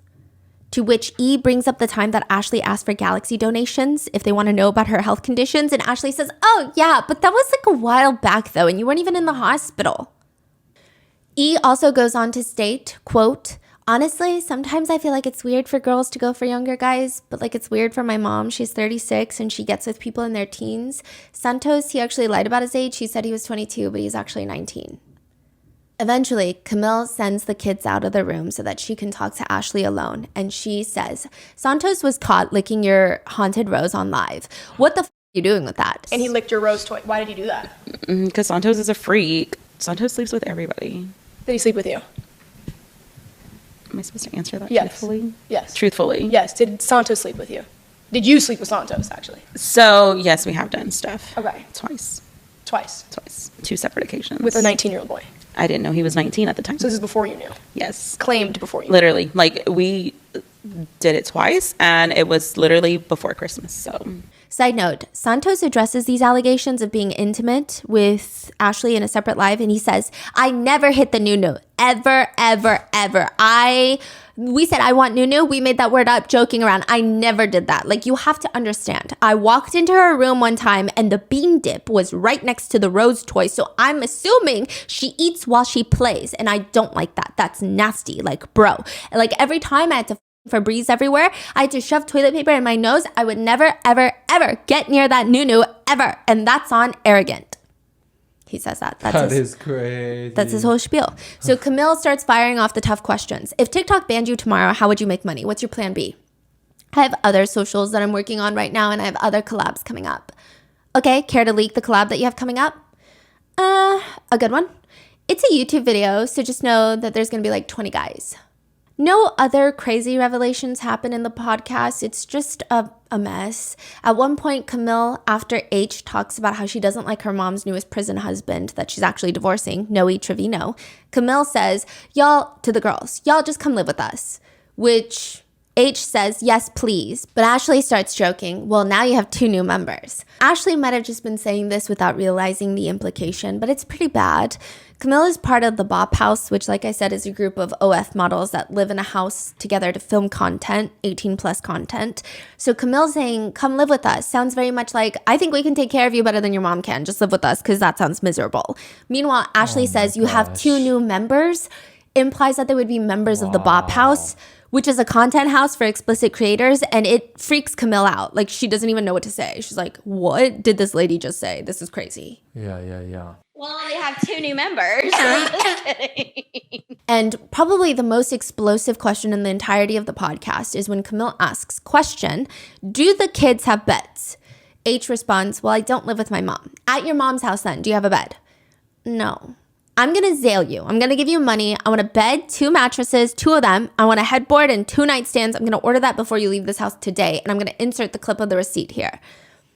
And Ashley is explaining there's a whole story behind that. She's trying to explain that her mom was going to go get the bed, but they didn't know the style of the bed and she couldn't go out in public. And Camilla's like, oh, because you're just that bitch.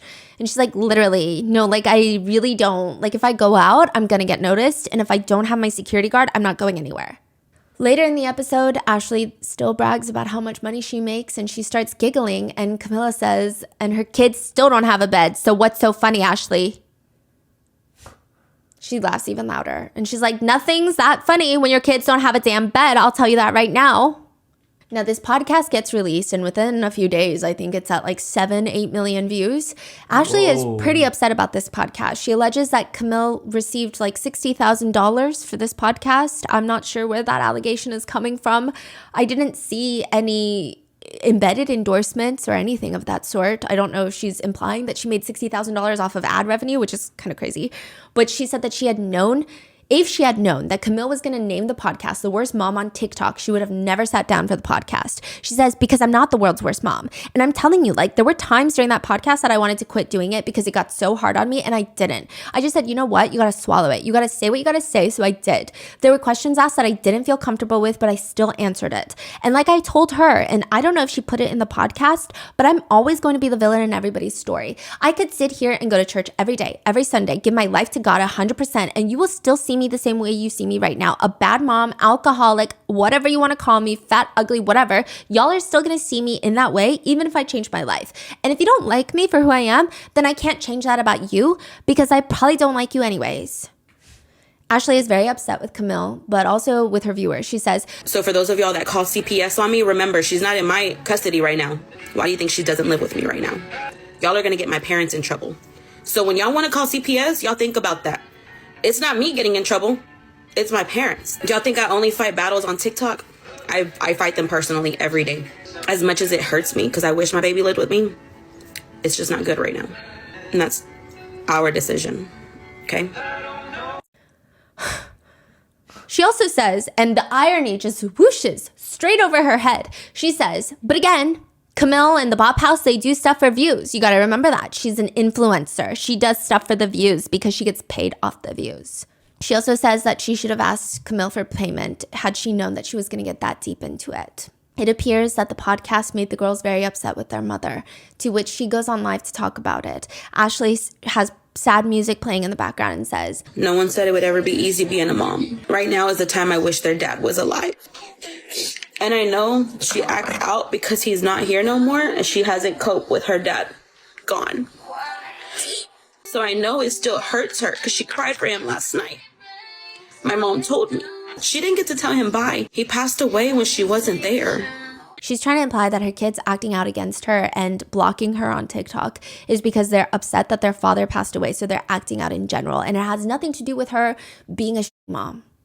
There is some back and forth between Ashley and Camille, which I don't think is significant compared to all of the types of people that Ashley has been dating. And I think the Ashley lore could go on for 4 more episodes, but I won't subject you to that. But there has been back and forth of Camille not purchasing beds for the kids yet.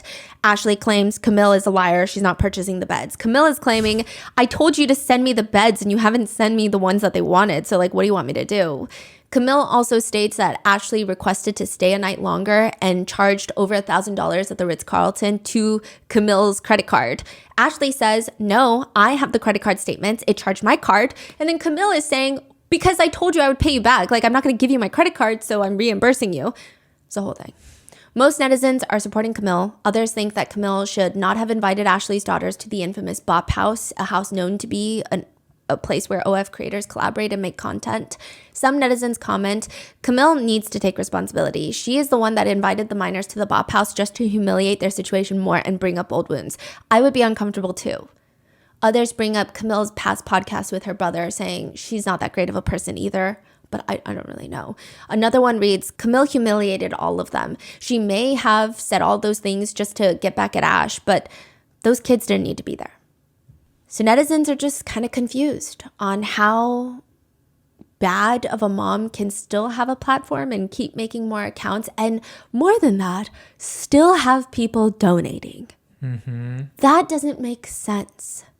None of it makes sense. I feel like this is like a new age now, you know? Like someone can actually air out all of these laundries 24/7, and you can peek into someone's life like this. And just like, oh my God, this is actually happening. It's terrifying. Yeah. Yeah, these TikTok live streams are so scary. And people are saying that it might, I will say that a lot of people are treating the situation as a hee hee ha ha, lol cow, internet situation thing, to the point where when I briefly heard about some of the things Ashley Trevino did, I thought it was going to be on our Mott's channel, because it seemed like people were just making fun of her making rap songs like My New, Does It Stink, Does It Smell, stuff like that. But it's really serious. And one comment that highlights that is, all the CPS cases for Gabriel Fernandez were closed. Let that sink in. That means absolutely nothing. Can you imagine the horror stories these girls have since they were little?